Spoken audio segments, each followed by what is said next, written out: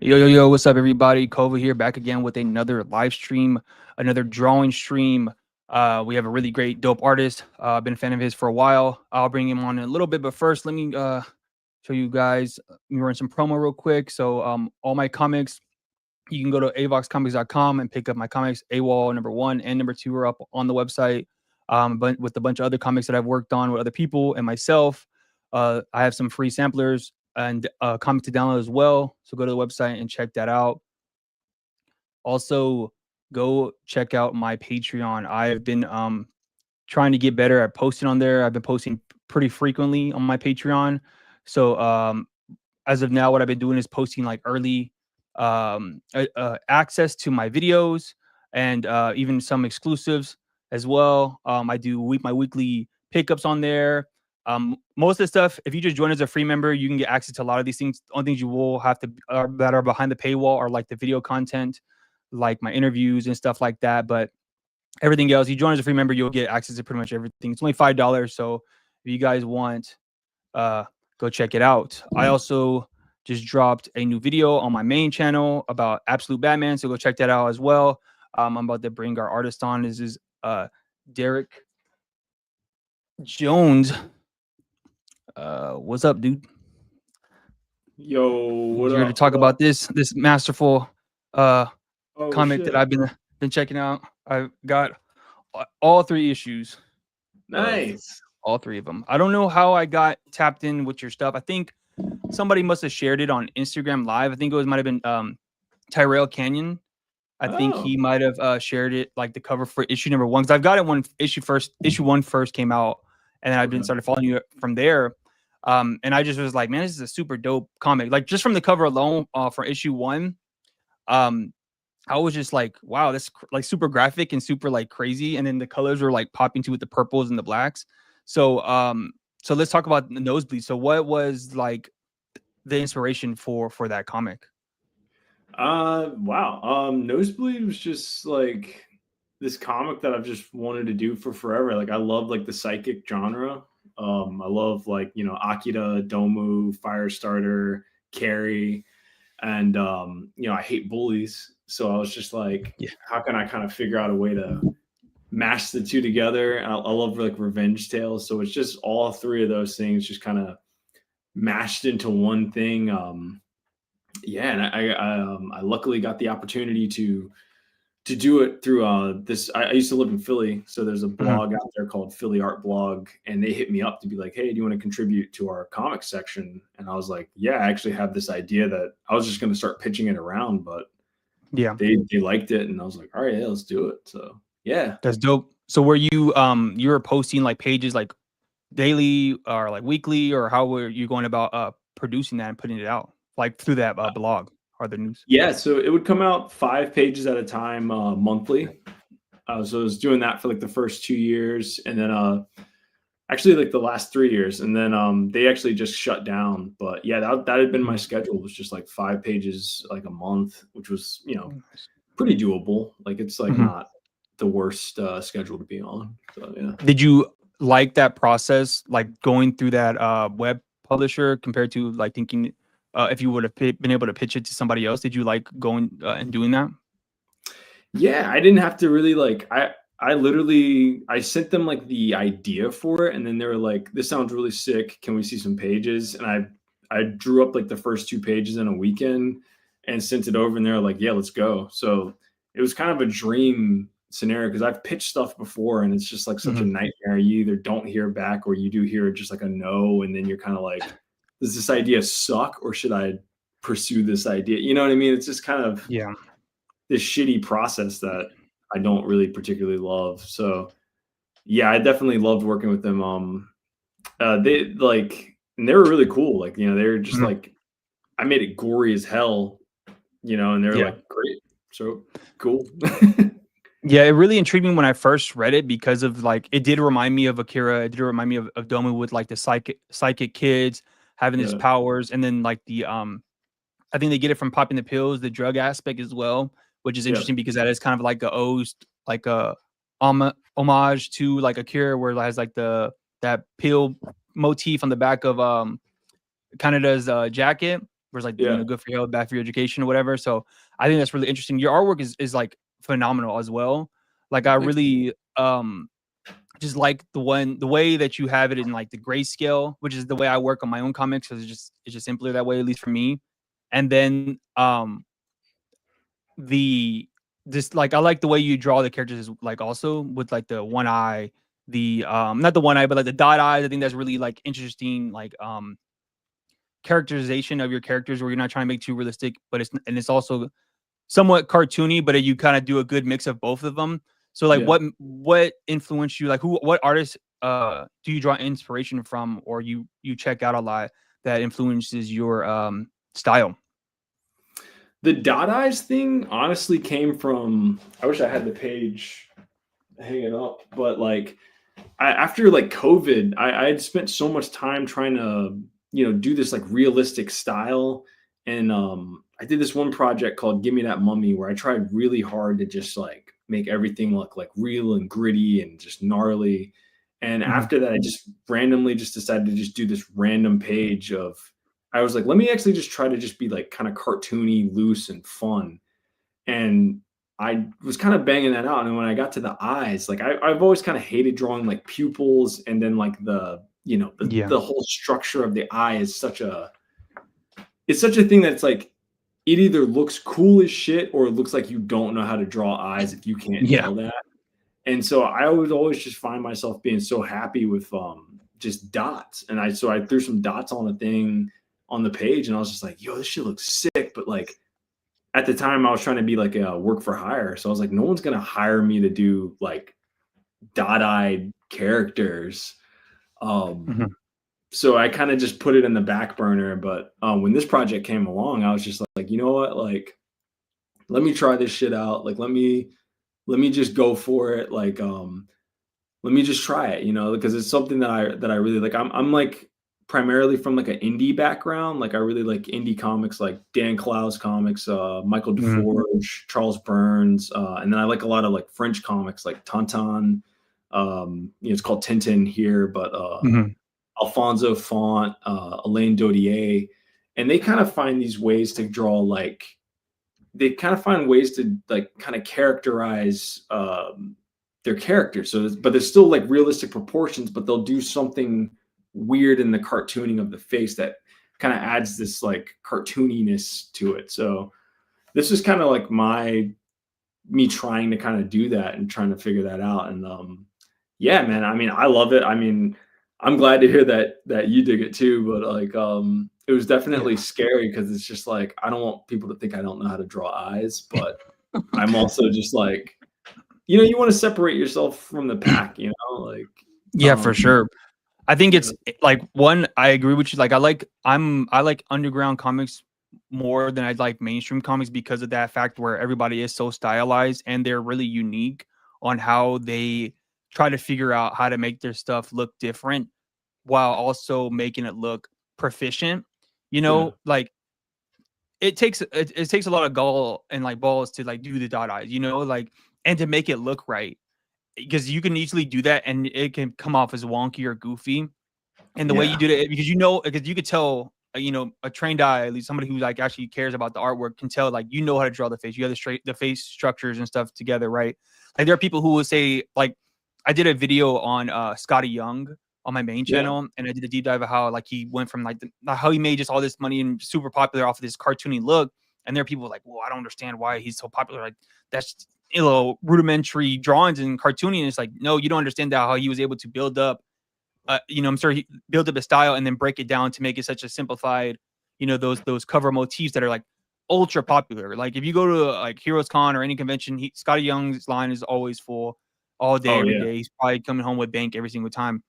And he's like like industry in his own, now because yeah, of those covers. And so when you do that, it's harder than you think. People think it's easy, it looks simple, but it's like no, there's a rhyme and reason, a structure to the madness of like drawing in that way. And I really like that type of style, from reading underground comics as well. Like I read like Durf. Durf is one of my favorite cartoonists. oh yeah, And he's like super duper dope. He is like um great pen work. I think he uses brushes and stuff, and he also is like he's able to tell really serious stories with that type of style. I got Yep. into like Joe Sacco recently with this Palestine book, and that book is really really good. The way he draws, you know, those his self and the cartooning in there is really really uh good. So I mean, That I was feel like brutal. I wish people would get more into like underground stuff. Yeah, book is pretty brutal. It was tough to read, but I really really enjoyed it. And I think that's another reason why I mean I like manga also because it does break down and simplify, especially like the shonen stuff. Is Yeah. real like easy to digest and easy on the eyes, but it also the ones who are able to do it masterfully um can tell like make that simple style work in a more like broader way. And I think you do that really well. I mean, I like this sequence right here where like I mean, are you this is pencil? You didn't use any inks on these pages, like with this like dream-esque sequence? Yeah. This is like Like a all lot. like charcoal. Oh, nice. Because I wanted like, this is supposed to be like the purgatory of the story. And I was on TCJ. Are you familiar with like the Comics Journal website? Oh yeah. Mhm. Yeah. So I was on there and they're kind of assholes, but they were ripping Charles Burns. They're like Charles Burns is a X'd out comic. It takes place in like one reality and then this like fictitious reality, but there's Mhm. no style change to really like sell that.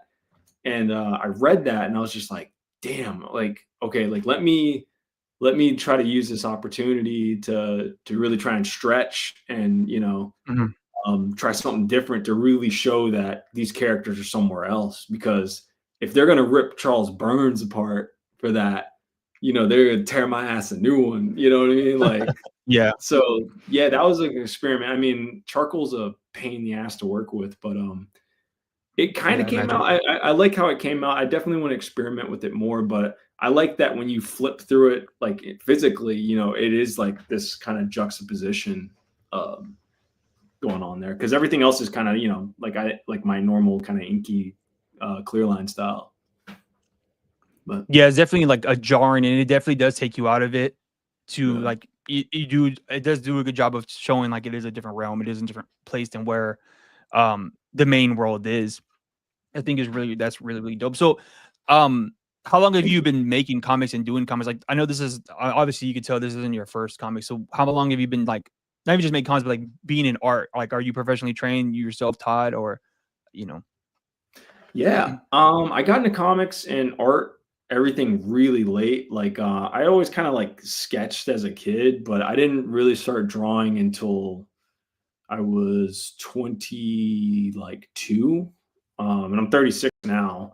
So been drawing for I guess like 14, that's like 14 years. And yeah, just been self-taught the whole time. I was going to try to go to college for it, but it was so expensive that I was just like, I can't. There's Yeah. no humanly possible way I could afford this.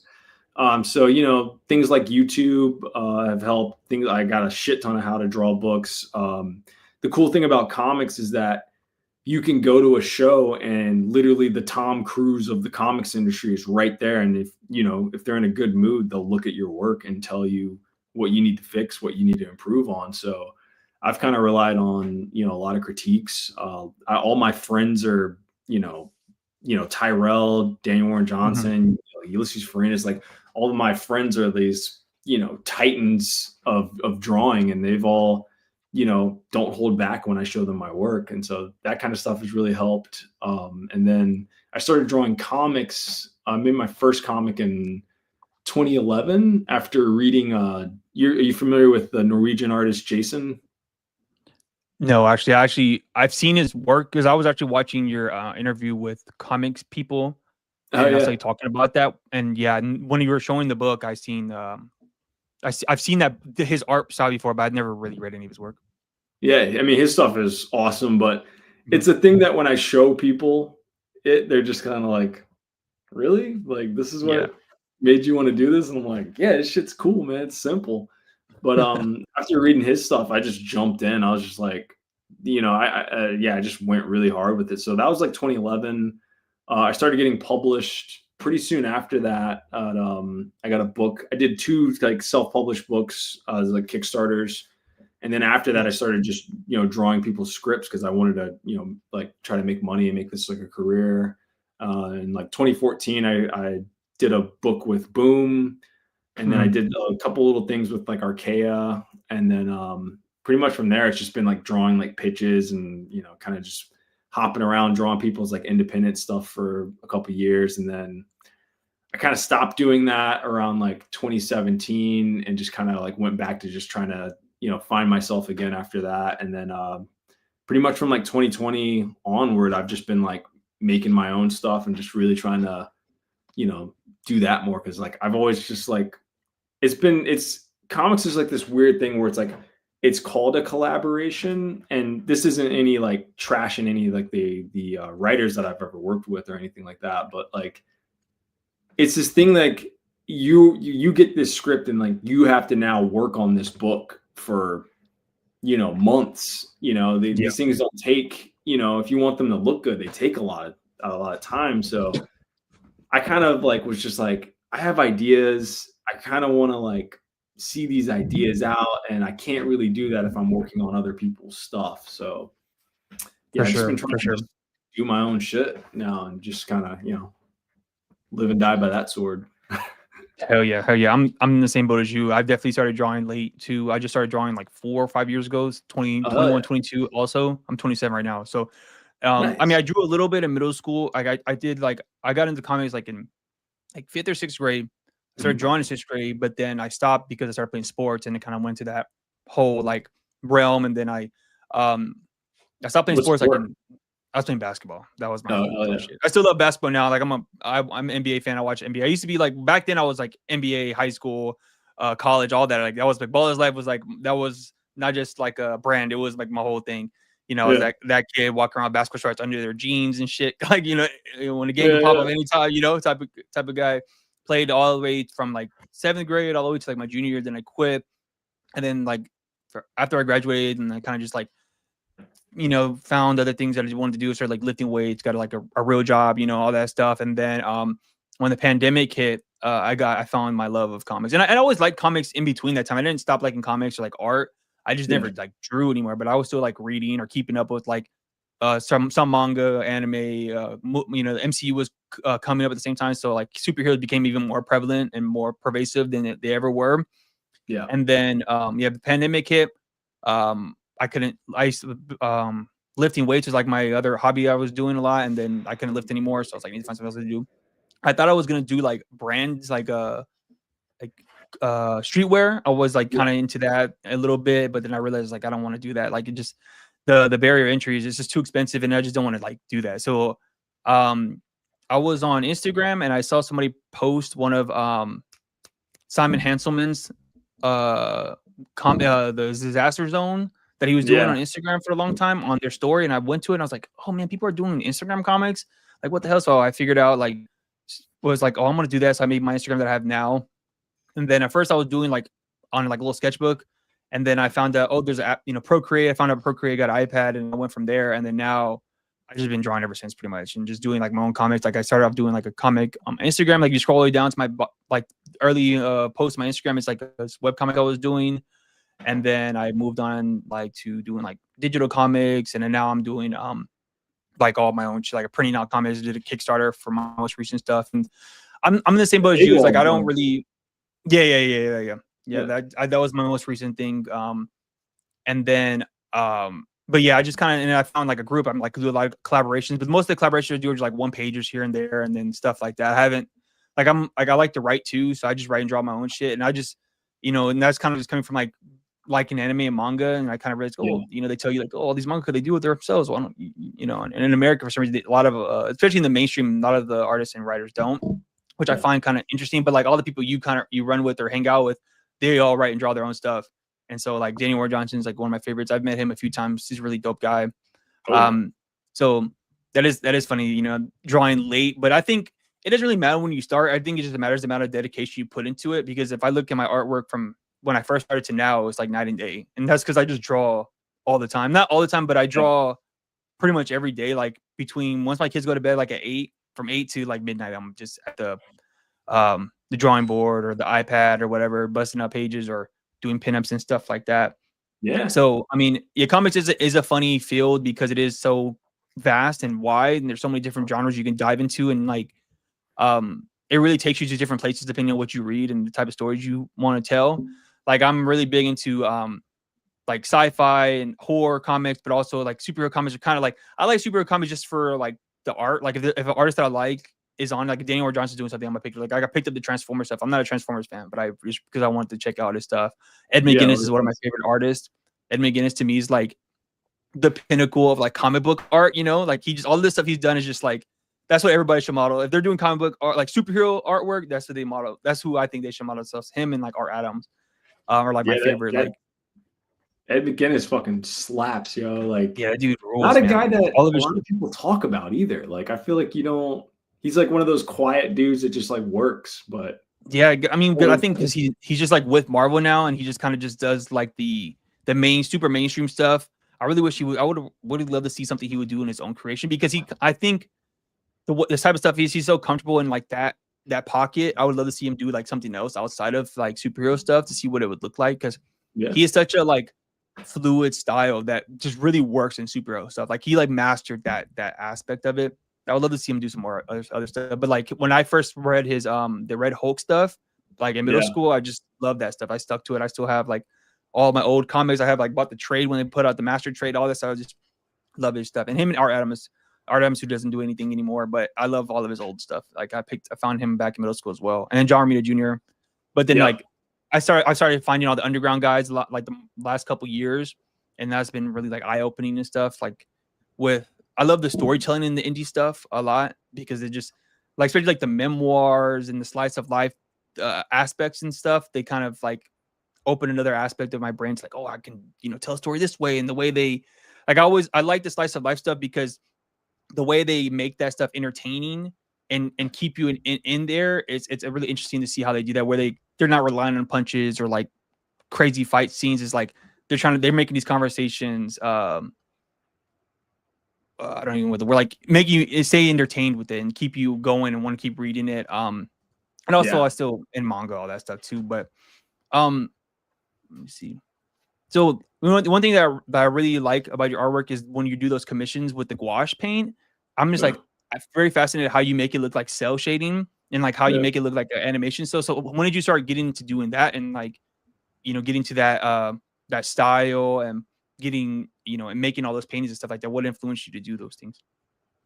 That was like this year primarily. Like, I'd always fucked with like watercolor. But like I have a heavy ink hand, so it's like I would do watercolor stuff and then I'd ink over it, and it always just looked weird.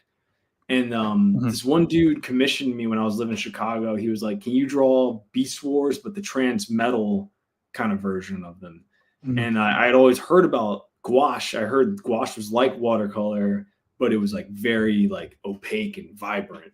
And so I was just like, all right, let me try it with this. And like, I'm going to actually try it. I've always wanted to try to do like cell shading stuff. And I did it on that commission. And I was just like, yo, this is like it. Like, this is how I want to paint from now on. It's just like cell shading. Cause like when you're trying to do like watercolor or just like any kind of form of painting, they always tell you like, look at the masters. So like I would look at like, like Rembrandt and Sargent and Norman Rockwell and all that stuff. And like that stuff is sick, but it really relies more on the paint to do the work. And I love ink. Like I think ink is just like, I can't not do a piece that has ink on it. So it just always looked weird. But with cell shading, I was just like, okay, you can still cell shade and you can still throw heavy ink on that. And it just kind of like, it just worked out. And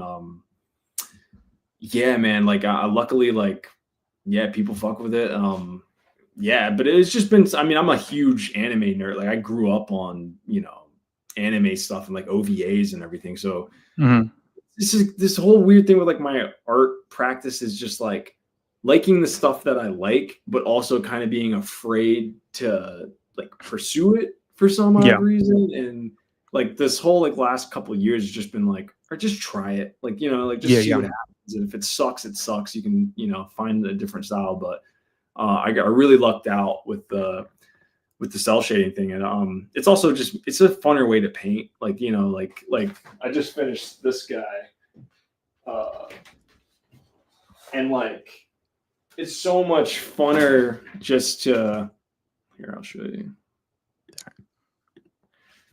It's so much easier to just lay down like a flat color knowing that you're going to be inking over it, right? Or like you can do like a couple little pieces of shading here and there, but like knowing that like the ink is going to still come in here and do most of the heavy lifting. It's just like all I have to do is just figure out like a palette, you know?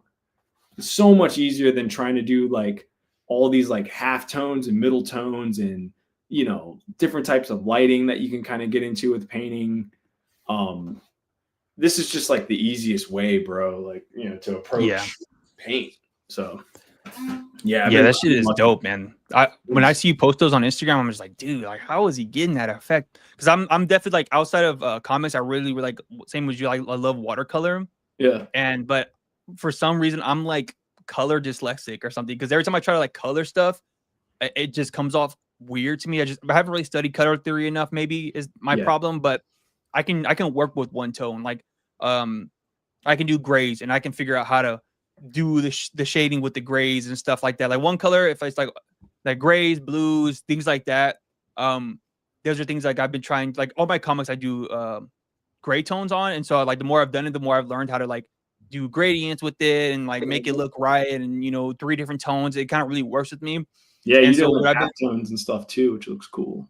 Yeah, I do a lot of half tones, and like I do most of my half tones on my pages are digital, and then I'll do traditional ones too, but that just takes a long time to cut it all out and paste it on there. So I try not to avoid it a little much. But what I've been like about a month ago, I don't know if you know Ink Pulp podcast, with Sean Crystal and Jama Food in them. They do like a live stream one, and they had Wes Craig on there who does Kaya. And I saw him, he has a YouTube channel, so I went to his channel, and he does like watercolor on his pages. He just has one color is like a blue, and I was like, bro, that's what I want to do. Like I want to learn how to ink wash. Like that was like another thing. Like once I figure out like my style, my other stuff, I want to start ink washing a lot. Like I love that. I love the texture you can get out of it. I love the feel, and that's something that kind of is in my wheelhouse of like using one color, using one tone, and stuff like that. So I've been trying to like, I got like some watercolors, and I've been kind of like fucking around a little bit. Like when I do like pinups and stuff, I got like these pencil, just like, you know, some random stuff, and I bought a couple brushes from Michael's, and just like every once in a while, I'd like bust out the brush and just start going crazy, and then go from there. Like I want to do like my next comic in that style, so I'm just trying to like slowly like get in there. Yeah. But what kind of paper are you using? So I have different ones right now. I have like, so with the pinup that I'm doing, I got just like this printer paper, and it's like 11 by 17. It's double ply, and it's like super cheap. Like you can get like 200 pages for like $20.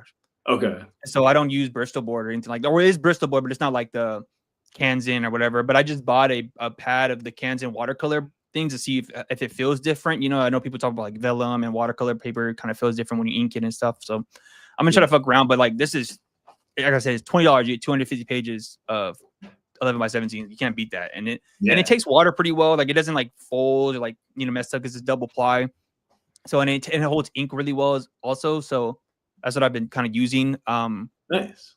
So I just been trying to keep it as efficient as possible. But if you're ready, you want to flip the cameras, we can start working, and we can continue the conversation and keep while we're drawing. Sure. Let me get some paper. Sweet. Yeah, I was gonna say, if you're using that kind of like Bristol board and you kind of just want that like tone, like I would get like a blue gouache, and because gouache goes down pretty like vibrant, right? Like you don't really need to do a bunch of washes on it, and that's really good for that type of paper, like Bristol board or like ply paper. If you're trying to use watercolor, you got to hit it a bunch of times, which is like mad annoying. Let's see. Yeah, watercolor definitely takes like a hot second to like sit there and stuff. The gouache definitely. That's why I liked it, because when I saw your work, I was like, man, that shit is like, it looks like an animation shell. Like, like, how the hell did he like figure that out and like get that that technique down? You know, and you know. Pretty inspiring. You said you just started drawing, so now I feel better. Like, because I started late, and sometimes you'll hear people like, "Yeah, I've been drawing my whole life," and I'm just like, dude. Yeah, dude. You know. But I think that start whenever you start, and just I tell a lot of people, I'm like, don't run from your influences, you know, like whoever you're influenced by, like study the crap out of them, and that's how I learned like a lot of stuff, you know. Yeah, for sure. It's funny. I was at a convention about a month ago. I was tabling, and there was this guy there who's an inker from he's an inker on DC, and I was showing him my stuff. He's like, "So who do you like? Who do you look at? Who do you influence?" And I told him like, you know, like Ed McGuinness or Adams and da da da. And he was like, "Yeah, your work doesn't really look like that." I was like, "Yeah, I know.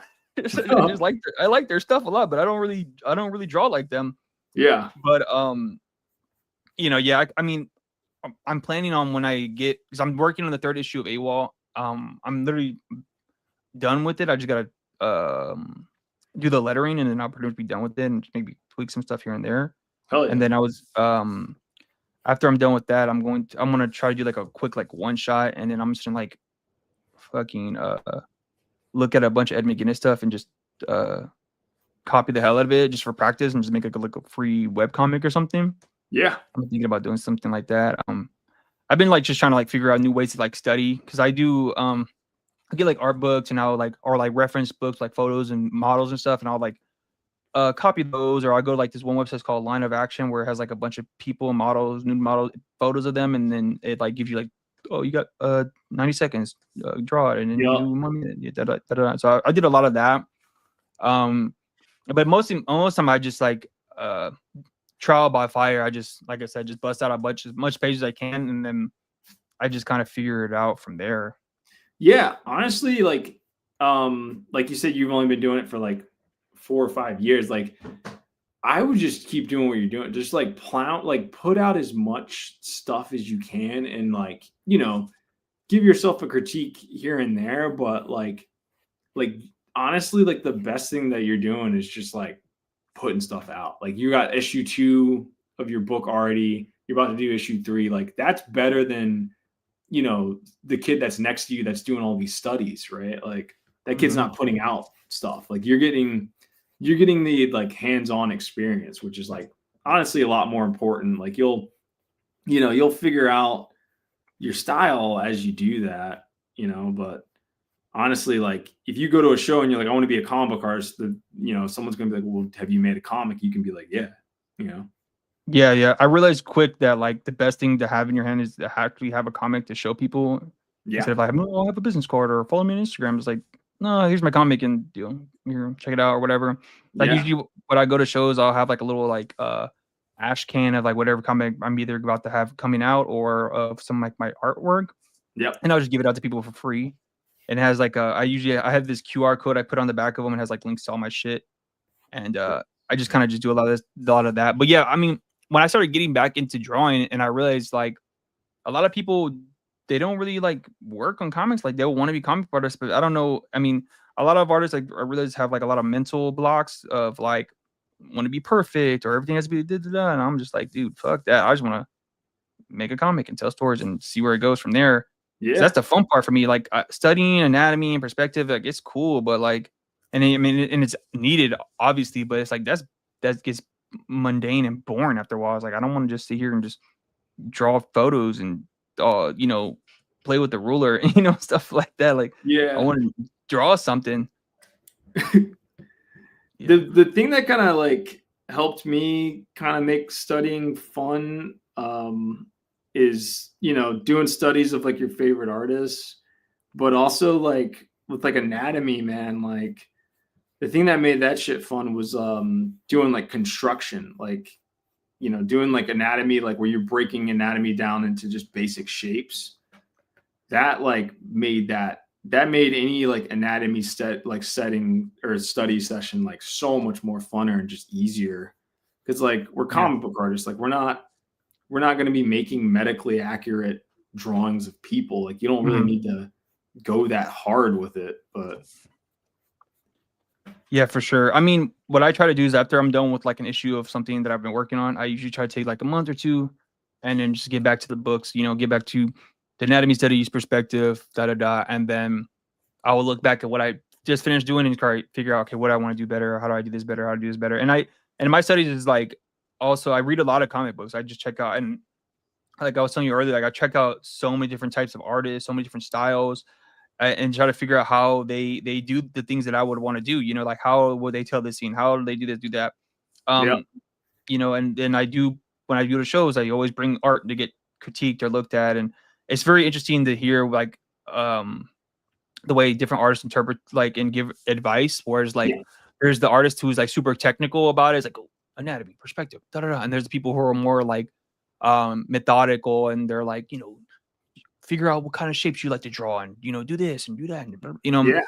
and I think all of it kind of you know, if you take it all in the right way, it all adds up to something, you know, because all Yep. advice isn't all great advice and all advice isn't like horrible advice either. Just like take what you want and kind of Frankenstein everything you've been hearing, you Yeah. know.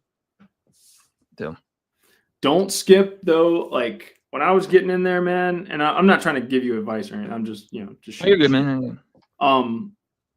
That shape thing that took me so long to really grasp, right? Like, because I would get that too. Like people would be like, you got to really figure out what kind of shapes that you like to use, and I was like, what are you talking about? Like, I don't understand what the hell you mean by shapes, right? But like it like try to like really get a handle on that like the earliest as possible, man, because that shit really does it becomes kind of like your shorthand. Like you got to draw a peck and you like drawing like, triangular pecks or whatever. Like you can really kind of lock in on that. Like it just helps you. It's like this weird like secret code to like your style, you know? Yeah, I've been realizing that a lot. Like since because who told me that? That was Brian Stelfreeze. And Oh he was yeah. like, yeah, you need to figure out you have a cartoony look, so you need to figure out what languages. And he was like, he like looked at somebody like drew their silhouette real quick and stuff, and I was like, oh my gosh. So I was like, yeah, I need to figure that out. And I've already kind of had a like understanding that like I said, like I'm a big Ed McGuinness guy, and I read a lot of his stuff, and I realized, oh, he's really really round with his shapes, and that's how he Yeah. gets that like look of like the superhero-y, very uh puffy buff guy look. And that's how he also is able to fill up the page while like not having to draw too much because he knows how to make it big and round. And so I've been you know, I'll look at that stuff. But like I think I get kind of caught up in trying to be not technical, but make sure everything kind of looks good. And I also what's the word? Like I remember I was watching somebody like a while ago and they were talking about making comics, making pages, and it's like you put all this time into drawing a page for somebody just to look at it for 5 seconds. And so Yeah. I always try to keep I always try to keep that in mind too. Because for me, it's like I'm not a perfectionist, like I'm a completist. Like I'm Yeah. a person who's like, all right, I'm gonna start this shit and I'm gonna get this shit done, like no matter what. And Yeah. so that's just kind of my mindset. So sometimes I will like once I lift my head out of the fire and I look back at myself, I'm like, damn, I could if I would have took a little more time on this, da da da. And then I just go back into the next book and just do whatever. Yeah. But you know, it is what it is. Like I try not to be too harsh. Or, I mean, I'm never really harsh on myself in general about art and comics because it's like again, just like I'm having fun doing this. This isn't like I'm not relying on this as my money source right now or anything like that. You know, it's just fun. I mean, obviously, I take it as serious as anybody else who wants to be professional, but I think Hmm. that's kind of an advantage of like not having to be my career right now, or like I'm not in like debt from going to art school and I don't have a job. You know, I feel like that kind of is that mental block for a lot of people who like do go to art school and they don't end up getting the job they need immediately. Like will Yep. fuck them up and keep them from wanting to do art and stuff like that. Oh You yeah. know. I had roommates in Philly that every single one of them went to art school and they were like miserable. They like never did art. They hated art. It was crazy. I was like, damn, bro, like what does It's tough. art school do to you that like makes Set you you up. like I'm dead ass. Like none like they all went to like the best art school in Philly. Like, it was like PAFA. And none of them, they like one of them had like was just coming back to it. Like he took like 7 years off of art. And then the other person was just like, yeah, I can't even look at art. Like she just graduated. She was like, I can't even look at this shit. Like it does That's something to you. I tough. think it's, the money part, they don't really tell you how to make money. They kind of, Mhm. I guess, facilitate you to make art, but like you don't really need to go to art school for that. Like, Yeah, you not at know, all. Like I grew up in like an art scene because of my dad, and he would take yeah, me to like shows and like art exhibits because he had like a bunch of artsy fartsy friends. He got a degree in graphic design, but he didn't do shit with it. He was just like, I'm just gonna go to college for something and just do it. And then he like was like, whatever. It took him forever nice. to finish his degree, but like yeah, growing up, I would go to a lot of that stuff, and um, it kind of fed my creativity, and like it was just kind of like a fun thing. But like I think that stage of like that disappointment I went through with like playing sports. So like Yeah, now that I got into like um art, like essentially like a later stage in my life, that is more like this is like my stress relief. This is like my alone time to do this type of stuff where it's like I'm not too stressed out or like worried about looking great, or I don't have any like peers I went to art school with, and some of them working for Disney and Pixar, and I'm fucking, you know what I'm saying? Like I'm working a dead yeah, end job where like I feel like that happens to a lot of people. You get this mindset and like you have like these expectations of yourself and you don't reach them. It kind of bums you out and fucks you up mentally. Where yep. like that kind of happened with me with like with sports. Even though like I wasn't I wasn't that great at basketball at all, but I was just so passionate about it that when I would mess up, I would just get so down on myself. And Oh so yeah, I learned a lot from like playing sports. So now it's like coming into art is just like I still have that competitiveness of, that's why I say like I'm a completist, because I'm like, oh, I just finished comic and da da da, and it makes me feel like I did something that somebody else didn't do yep. that day or whatever. So, but I don't have like I don't feel like I need to live up to anything. I'm just kind of like I'm just doing it, and it's just fun. Yeah, dude. That's like the best place to stay. Like, stay there for as long as you possibly can, bro. Like, keep that shit fun. Keep the day job. Like, just keep it like your release, because people pick up on that. Like, people see you having fun. Like, they get attracted to that shit, you know? Um, Yeah, for sure. like that was one thing that like I fucked up with, like the second, like we moved to Philly and I was working as like a shift supervisor at Rite Aid, but I was drawing people's like album covers on like the side, Hmm. and I had like one bad week at the job, and I was like, "Fuck this! I'm gonna quit and just pursue art." And like, I'd only been drawing for like 2 years, and like That you point gotta went for really it. like spend time just like making that shit fun for you, and then I feel like start thinking of it as a career. Yeah, for sure, for sure. That's like there was one guy I follow on YouTube, and he had got laid off. He does like really really well on Kickstarter. Like he'll get like upwards of like 10K damn near every single time. Wow. And he doesn't draw all of them. He draws some of them and he writes most of the other ones. Okay. And he had got laid off from one of his jobs or his job, and so he's like, all right, I'm just gonna go full in on comics. And he did it for like a year and a half, and he was like, yeah, fuck this, I can't do it. And that kind of taught me like, yeah, I'm not gonna do that either. Like I don't want to like, because he was saying, like, he would like talk about like, man, I'm not having fun no more. Like this is like I'm trying to like do the most, and like it's super inconsistent, like especially like doing Kickstarters and like and it's taking all the fun out of it. And so I mean, he ended up getting like another job, like a good job in advertisement and stuff. But I was like, damn, that's an interesting thing to see. Where you like that. I feel like a lot of people they run into that because it is very competitive and hard to be like a freelance artist or like a mainstream artist or whatever, Yeah. because it's just the pay is inconsistent, the lifestyle is inconsistent, and shit is fucking expensive out here. Yeah, So bro. I just moved to New York, and like I've been freelance since like 2020, but now I'm just like, oh my God, like the money just does not stretch like it yeah, used to. Like, and especially in New York.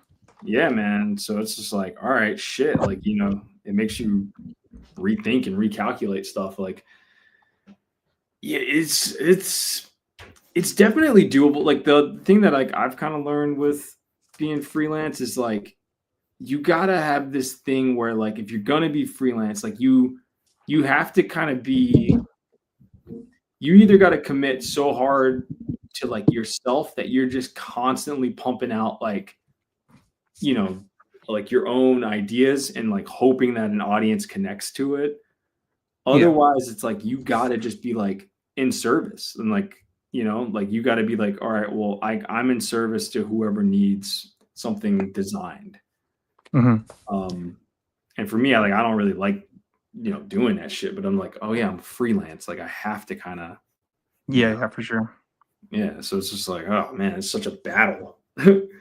Yeah, It's just yeah, I like I feel don't that. want to draw anybody's shit but mine. But like then it's Yeah, like, wait, I don't have any money. Like I yeah, I gotta feel fill that. some That's how I be shit. feeling. Like I don't be wanting like I don't want to like draw anybody's stuff. I want to do what I want to do. I want to draw the way I want to draw it. Like I would have a hard time trying to collaborate with somebody because it would just be like I would have to want to have so much control over it. Yeah. And even if I want to like write for somebody else, I would have that same feeling of like I'd rather just do it myself, you know. Yeah. That's funny. But how has the reception been for Nosebleed? It's been good, man. It's like, nowadays, like I'm sure you've kind of realized this too with like doing AWOL, like it's really it's the easiest time to make shit. You've got so many tools at your disposal. Um, but now it's just like so hard getting people to read it. Getting people to like get eyes on your stuff is like the most challenging part of making a comic. And um doing it, self-publishing it and stuff is just like, getting something printed, that's mad easy. There's a printer, there's printers a dozen. Like, yeah, that shit's so Yeah, easy to get something printed now. But like, there's nobody really to like send your stuff out to get reviewed. Gatekeepers are kind of done in comics now.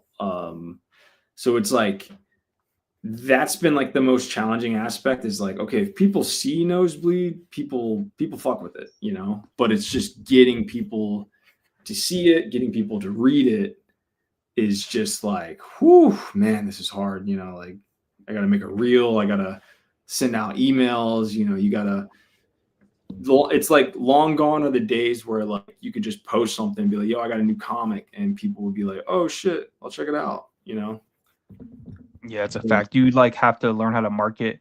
That was something I learned early on too. Having to like utilize social media, and I know I Yeah. just like it was like something that people like complained about a lot, and I was just like, just fucking figure it out. Like it's not that hard to figure it out. Like I don't know. I mean, at least for me. And then luckily, right now my YouTube is doing pretty good on my main channel, so I'm able to like. I mean, that helps a lot keep eyes and stuff on my work. And now I was just trying to figure out like what sells the best. That's Yeah. why I've done like 2-3 different shows, and I'm trying to figure out okay, like what are people like drawn to. Yeah. And like what my initial idea was to do it in like just Takuban form or like trade paperbacks and not sell floppies because I feel like people don't want to buy floppies, especially like at shows. So I feel like people would rather like because independent book, you sell independent book if you're not being produced by a mass publisher, you have to like kind of upcharge to get your money's worth out of it, your Yeah. profit and stuff. So like you gotta change like $10 or $15, whatever, have you. Which and if people are interested, they're gonna buy it. Like they I don't think they would really care because they feel like they're supporting you directly. Yeah. But I would rather have a full trade of the book. Like I wanted to have issue 1 through 4 done, and then have a trade for the book to sell because I feel like that would sell faster and people would like be more inclined to like want to pick that up. Yeah. So I was gonna do that, but then I booked myself for it's called Atlantic Comic Con here in Virginia, Oh, and cool. so Wait, I was what like, part yeah, of I'm gonna Virginia? do Norfolk. Oh, hell yeah. Yeah, I live in Hampton, but Nice. I grew up in Stafford, Virginia. oh, for real? Nice. Yeah. Yeah, Virginia's an interesting place, but so I was like, let me do this Kickstarter. Let's see if I can get the first issue out for the because I was already done with it, and I was like, I'm just gonna do the Kickstarter and just see if I can have it for the show. And I mean, everything went, everything did good for the Kickstarter, did well and whatever. So Nice. but I'm like debating because I have this, and I gave out the second issue because I had the second issue done by the end of the Kickstarter also. So I was like, I just gave out as a stretch goal the second issue, so people have the first, second issue, and I'm about to finish issue 3. I'll probably have it done by the end of this weekend. And I'm just like, damn, like what I want to do now. Do I want to do another Kickstarter for just the issue 3, or do I want to wait and then do the Kickstarter for the collector's edition in like early next year? Because you gotta. And there's like this weird method to the madness when it comes to like Kickstarter and like time frames and when to do it and da da da. And obviously like holiday season's coming, so ain't nobody finna spend their money on a Kickstarter. I know, right? You know, so I'm like, well, I can just wait till February or like January, February, March timeframe and just do the next one and just do it for the whole like 4 chapters. So I think Yeah, that's what I'm leaning towards, because then I'll have time to like maybe like take a step back, like once I'm done with it, and then go revisit it, maybe like redraw some stuff and fix some stuff or whatever. So we'll see. But I think that's what I'm gonna do. But yeah, it is a lot though, like being an independent person. But I feel yep, like if you get in like a good flow state and figure it out, you can kind of make it work. yep. Have you since the blog, the website went down, are you thinking about pitching the the book to a publisher or anything like that? Or what do you think what are your like future plans going forward with Nosebleed? Yeah, so I pitched it. I pitched like a collected edition around, but this was like literally, all the publishers that I hit up, they're all dealing with the diamond bullshit right now. Oh yeah. So I was just like, ah, fuck, of course. So I'm just gonna probably just end up self-publishing book 4, and then either doing. This is like the debacle I'm at right now. Is like, do I do a collected edition that just has book 4 in it, and that would collect, book 3, book 1s through 3, or do I do book 4, let that go out, and then do a collected edition? So that's where I'm kind of trying to figure out right now. But yeah, I mean, I would like to work with a publisher. I'm not one of those people that's like, fuck publishers, fuck all that shit. Like, I'm down, but um, I was also I've been working with Reptile House, and they're stepping away too from like publishing stuff. So I'm just like, like I had like a dream scenario where it's like I had, an online publisher, and then I had a physical publisher, and they both kind of went belly up. So now I'm just like, I think I just have to do this on my own, because Yeah. then it's like I'm in control of everything. You're totally in control of stuff coming out. It's just now it just puts the burden all on me. But so that's kind of where I'm at, is just trying to figure out like the logistics of that. Like I've done Kickstarters before. Mm-hmm. They're way harder to do. Like, how is doing yours, man? Like, Well, I think it was more like mentally taxing than it was physically, yeah, because like I fucking was like posting hella before it launched, making a bunch of reels and stuff and posts for like to market the hell out of it, which I felt like I kind of like in the long run that was kind of waste of time, because I took inspiration from doing that, because I saw was in Jim Food doing that with his Kickstarter. yeah, But obviously Jim Food has like 30 years worth of like fans he's built up, whereas like I'm yeah, I don't even think I have any fans. I just have people who like fuck with me. So I was like doing all that, trying to hype it up, and it didn't really like the people I had. Like I was like, I'm gonna try to get a bunch of people on the pre-launch page and and all the people most people that signed up for the pre-launch page, probably like 10 of them actually. I had like maybe 70 people, and maybe like 10 of them actually backed. yeah, So I was like, I wasted a lot of time doing that. And then like launching, and you get like the anxiety of like, oh, is it gonna fund? Is it gonna fund? And it funded in a week, which nice. is good after, because I kind of like dialed down. I also was trying to like book to go on people's live streams and try to get on there to promote, and like, people, some people act like they can't hit nobody back, and like think they're Hollywood and shit. So that's Right. like that's a big reason why I started this channel, because I was like, well, I'm gonna do it myself, and you know build a different audience this way, because on my main channel I do like video essays and stuff, and Yep. I have like a big reach of people, but I don't know if necessarily all those people are like wanting to buy comics. Yeah. So this channel I'm doing more straight like art, comic book, like more like actually telling you about comics that I've been reading, doing these interviews with creators, because I like, one is I can have this conversation where I can talk to people like you guys, and learn some stuff and just have a good conversation, and help people promote their own shit. Yep. So Yeah. I that's like think the easy way I now. found your other channel. Like I knew about your other channel, and then I found out you did comics, and I was like, oh wait, we follow each other. Okay, cool, shit, cool. Like, Oh yeah. But did you like see like a video randomly? yeah, I forget which. I think it was. I saw you talking about something. because I had you down as like, okay, if I do another Kickstarter, this is a channel I want to hit up. It was like you, Comics by Perch, Oh yeah, Purge. Yeah. the Kurt reviews comics dude. But yeah, I can't remember the video that I found for you, but I was like, oh yeah, this kid's cool. Like the vibe. Yeah, like that's like the reason I did the channel was just like helping like get people eyes on my stuff, and it worked a few times. Like I had one video, it's called the Black Superhero Paradox. I did that Yo, video, and one say that is what again. now? The Black Superhero Paradox. Oh, I think that might have been it, where like they all use lightning. Oh yeah, that was one part of the video. I talked about how that's kind of like a stereotype, whatever, but Such it a has like weird the stereotype. Sambo face on the front on the thumbnail, and has like all the other It's like I'll just talk about the history of like black comics and black superheroes and stuff like that, and kind of Oh yeah. yeah. But that video did really well. Like that's probably one of the best videos I've done like in the last like 3-4 months. That one did really good. And when I dropped that video, a lot of people went to my website and bought a lot of like comics. Oh hell yeah. But it hasn't really like too many haven't had that effect since then or even before that. But it also I like have like free downloads and that helped a lot. Like building my mailing list, that was something I was like trying to be like hard pressed on doing that. Now I'm trying to do the Patreon thing where I can trying to build because you know I just don't like being at the mercy of like these websites because like they're so finicky and they change so much.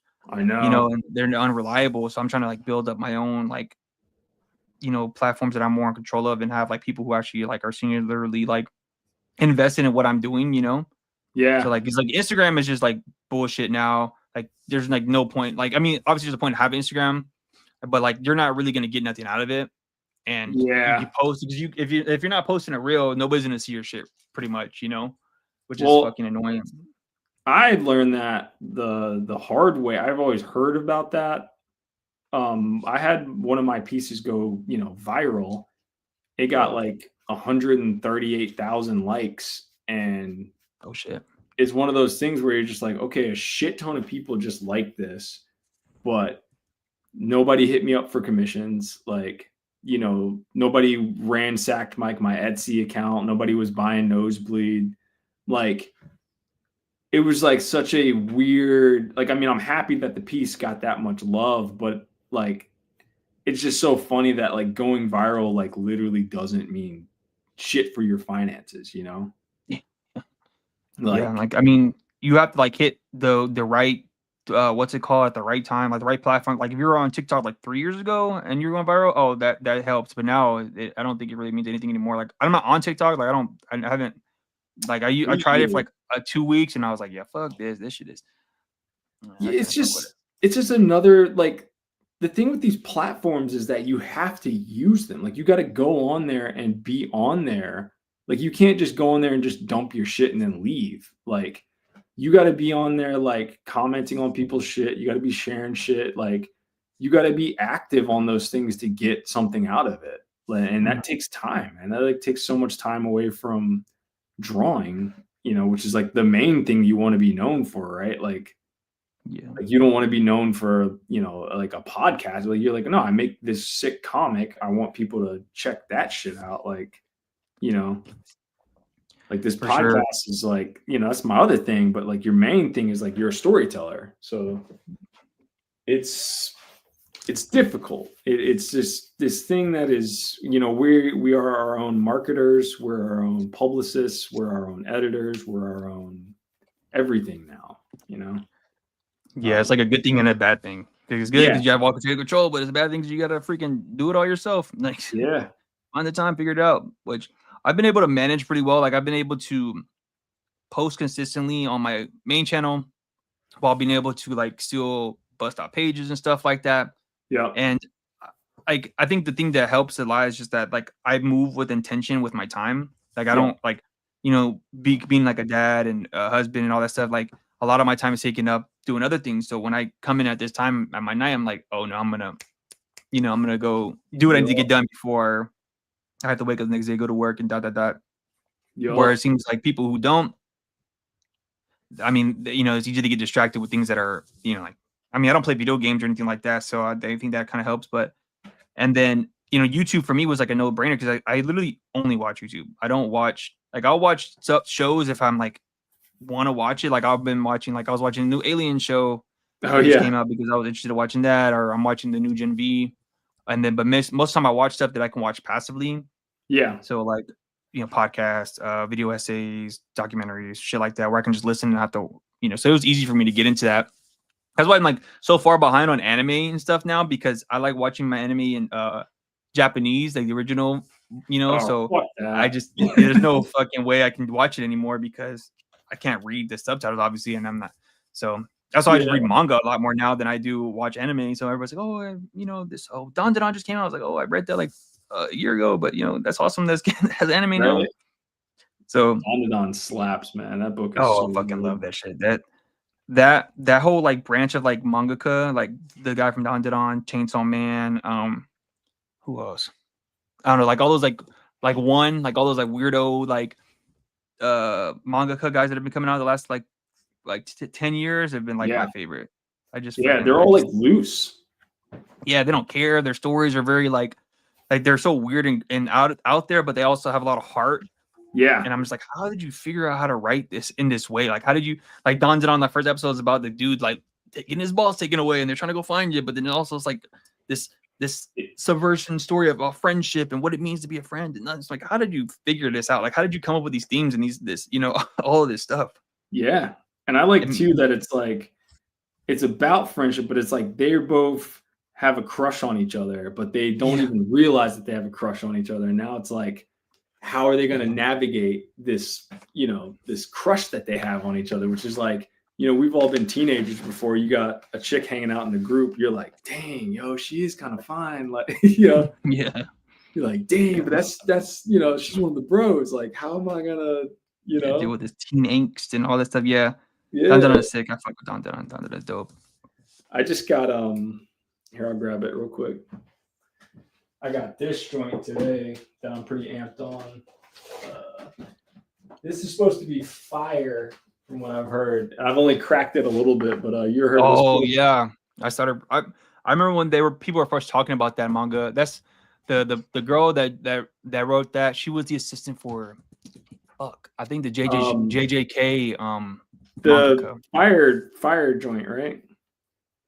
I think Jujutsu Kaisen, or maybe she was from One Punch Man, or not One Punch Man, Chainsaw Man assistant. I don't remember. I know the Don guy. He was the He was Chainsaw Man. Chainsaw Man's Yeah, so she's from. assistant.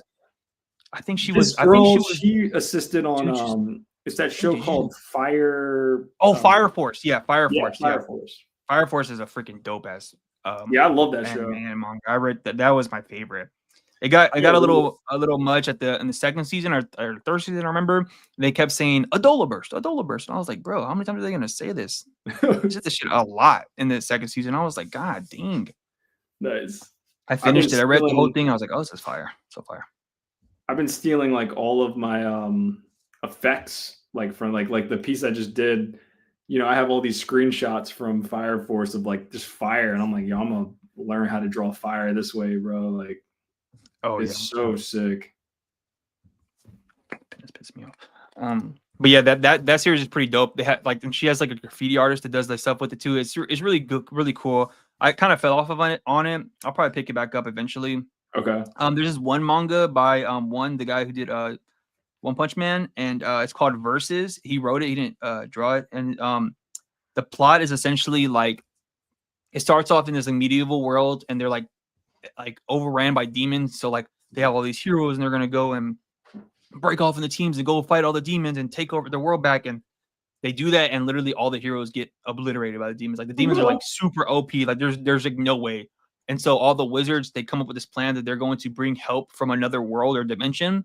Okay. And they do that. And what happens is they make this whole like collision of all these planets, and all the humans from the other planets are in the same boat as them, as where there's like this monumental catastrophe, like monster or like robot or something that's like world ending, and they all brought them to the same area now. It's like they have like so not just the demons. There's like these giants that like are like fucking everybody up. There's these aliens who are like super powerful, and there's like these AI robots that are super strong, and so all the humans from all these planets, they team up together and they figure out a way to. They're trying to figure out a way to get all of their like enemies to battle each other instead of attacking the humans. Oh, weird. So, like they find out, okay, so like they're like the demons. They like brought the aliens from one planet and they got them to like face off with the demons, and that's where I left off. Where now like these super strong aliens are fighting the demons, and the demons obviously they don't know, they think they're the strongest people in the world, so they try to fight the aliens to get fucked up, and then it kind of goes from there. So it's like a really interesting like plot to like yeah. It kind of reminds me of there's this mecha anime that's kind of like that. It's like, what if the bad guys had Gundams basically, and like the good guys are just grunt mechs? Damn, I can't remember the hell that show is called, but it's like that, like where like you got to figure out, each episode is basically like them getting the shit kicked out of them and like kind of figuring out how to outsmart this like OP like opposition, you know? Yeah. Which like I'm like, as a storyteller, I'm like, I would never want to do that. I want to draw my characters with like the most badass shit, like, you know, destroying everybody. But that is such a cool like take to do, you know, like make the enemies. So like Attack on Titan's kind of like that too, where it's just like everything. Yeah, Attack on Titan, man. When I first saw Attack on Titan, I was like, bro, this shit is fucking gnarly. Yeah, and it just got even better and better and better. And then he kills everybody at the end. I'm like, what the fuck? How did he come up with this fucking crazy ass ending? Just, you know, that was weird. But yeah, that Attack on Titan, I think is like probably one of the best animes ever. I would say he's probably up there, like top 10. The only thing that sucked about it was they kept being like, this is the end. No. Oh yeah, that shit pissed me off. The last season, part 1 of 5. Like, what the fuck? How you got the last season is 5 seasons? Like, I know. I'm like, what the hell, man? Yeah, it was crazy because I remember the first season came out. I remember it came on. My homies, we would watch it. I think it was on Adult Swim, or like Toonami, and then like 5 years, nothing. There was nothing else after that. I'm like, what the fuck is going on? And it comes out back out of nowhere, and then the second season is like 10 episodes, and we're like, what the fuck? And then after that, it just went crazy. After that, bonker. Season 3 was super sick, and then they changed it to the different animation house, and it was like super high quality. Yeah, Mappa, and I was like, whoa, this is fucking dope. I was hyped when they dropped the trailer for the news that last season, or the quote unquote. I was like, bro, what the fuck? They did a time skip and all that. Oh my god! I was like, damn, that was so exciting. That was like such that. I mean, I feel like Danadan's kind of getting that hype, you know, like of just like everybody you know is like watching this shit. But like when Attack on Titan was coming out, especially around like season 3, it was like normies were even being like, yo, have you seen this show called Attack on Titan? It's like, damn, this is like a cultural moment. Like, yeah, it was so good because that first season was so like the plot and the concept was so like jarring, and everybody was just getting murked. Like, it was in the perfect era of like Game of Thrones and those series where it's like you don't know who's gonna live and who's gonna die. Yeah, you know, those type of stories that were like really popular. So it kind of fell right into that wheelhouse, and it was just like, damn, like that shit was crazy. Like, people are just getting chomped. I mean, like Aaron, he gets killed or like he gets eaten in the first like couple episodes, and you're like, what the fuck? And he ends up having powers. You're like, oh shit, what the? And I remember when they did that. I was like, damn, where the fuck is this show gonna go now? There's like one girl is like super badass, and then Levi, and you don't even find out about Levi until like way later. Oh yeah, and it's just like, oh my gosh, this shit is it got like brutal. Like, people were getting fucked up. Do you remember the episode with the one that always got me was when Levi's colonel, he sacrifices himself? Oh yeah, and he fucks up the Beast Titan.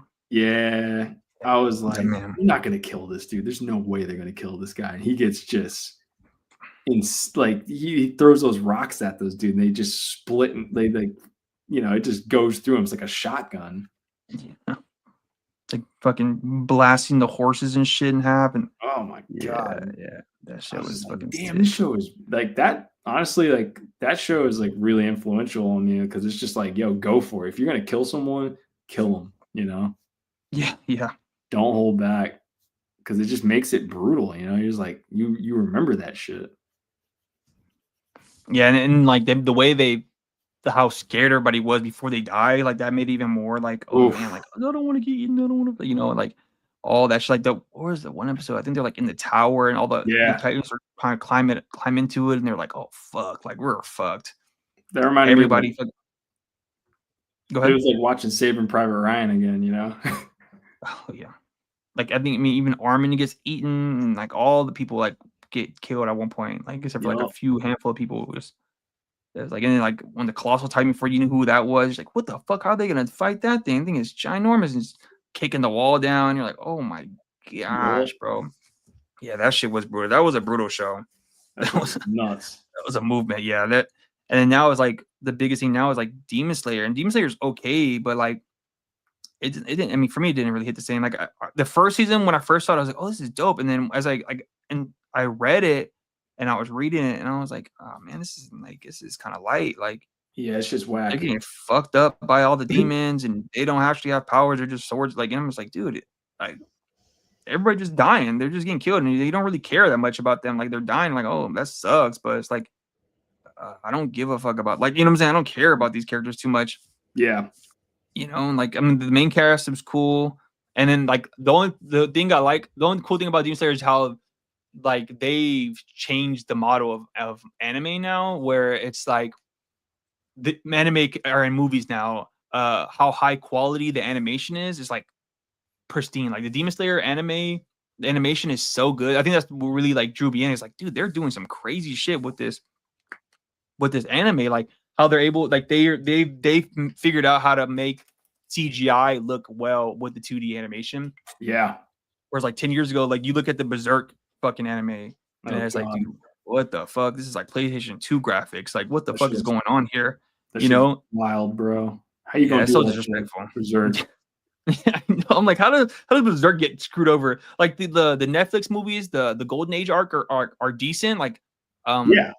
that's how I got into Berserk when I watched the those animes. I watched all three of them. I was like, this is pretty graphic, it's dark, and I started reading it after that. But those are good. Even if sometimes the CGI does get a little wonky in some of the scenes, but like overall, it's not like horrendous. But the show they did was just like I didn't even attempt to watch that shit. I was like, bro, what is going on?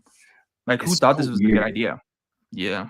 Like, because it's like that manga is like, you know, everybody on the planet loves that. You would think they would just throw money at that project, right? Yeah. But they, you know, these companies are cheap. Yeah, they cheap out, and it's just like, yo, how you gonna cheap out on Berserk? Like, Yeah, I know they're one of the fucking greatest. Like, I don't understand, but I it can see prints how it could money. be expensive, man. Because like the way Kantakamura drew all that stuff is like there's so much detail and so like dense. It's like, oh my gosh. Yeah, But it's like it's if you just ain't gonna do it right, just don't do it. Just like yeah, just leave it alone. we still got the manga. It's like you're just boosting sales for the manga, you know? Yeah, yeah, for sure. Vinland Saga was another good one. When I first read that one, Oh I yeah, was like, oh man, that shit is fucking sick. the anime Vinland is Saga pretty was good too. Yeah, it was. Yeah, I watched the first season and I was like, yep, I gotta start reading this. So I started reading it and I got pretty far. Then I fell off. Like the bad thing about keeping up with manga is that like if you fucking stop reading that shit for like a month, you are fucked. Yeah. It's so hard to keep up because they put out bi-weekly chapters, and it's like, dude, like the only manga I'm up to date with is Chainsaw Man. That's it. Like I was up to date with My Hero Academia at one point. I read Yeah. all of Jujutsu Kaisen. Like I was reading that all the way up, and I didn't even like that series. I had already like committed to it, so I was just like, I'm just gonna keep reading it now. Like I How don't is even like. Jujutsu? Is it good? Man, it's too hyped. It got like really hyped. The animation is again like super dope on it. You know, great fight scenes. You know all that, but it's just like the character development was really poor. Oh no. At times there was a lot of data dumping where it's like, oh, this rule that we didn't establish in the beginning, we're gonna make it up now and kind of like make it make sense for this part of the story. And the main character, like you don't really know what his purpose is the whole time. And Okay. it's like all the other like there's like outside of like 3, maybe 4 characters, the rest of the characters don't really have any like a rhyme or reason to be there outside of just being like a fighter or a badass person. Like it's cool visually. Like I said, like they really be fucking fighting. Like the fight scenes are really, really good, especially in the anime. Yeah. Like even in the manga, like the artwork is very loose, is very like gestural. because like I don't know. I mean, just because of like deadlines, I guess. But like I would recommend watching the anime if you want to like watch something that's visually stimulating. But the story is very very poorly made in my opinion. Like it just didn't go anywhere for me. I was just like because I was reading it and I was because again I saw the first season. I was like, oh, this is pretty dope. So I started reading, and I was like, what is happening here? Like I don't get what the main character is. What does he want? Like what is he trying to do? And interesting. I made like a video about that. Was like one of the early when I was first started getting YouTube. I made a video about this, saying like that good animation is saving some of these manga because they're really mid, but like since animation is so good that it makes people want to like really really fuck with it, but it's not really that great. Yeah. And I made a video and people lit me up in the comments. I have like hundreds of comments. Just people like, oh, you don't know, you don't understand, you don't get it, da da da. Yeah. And then once the series ended, a lot of people were like, oh, this is actually ass. And I was like, yeah, I said like fucking 4 years ago, like, and y'all are ripping me up about it, but now it's ass because everybody else is saying it's ass, which I mean, it's fine, whatever. But like, yeah, it was just a lot of nothing going on in there, honestly. I mean, it kind of like jumped from like story. It kind of reminded me of like Naruto, but like watered down.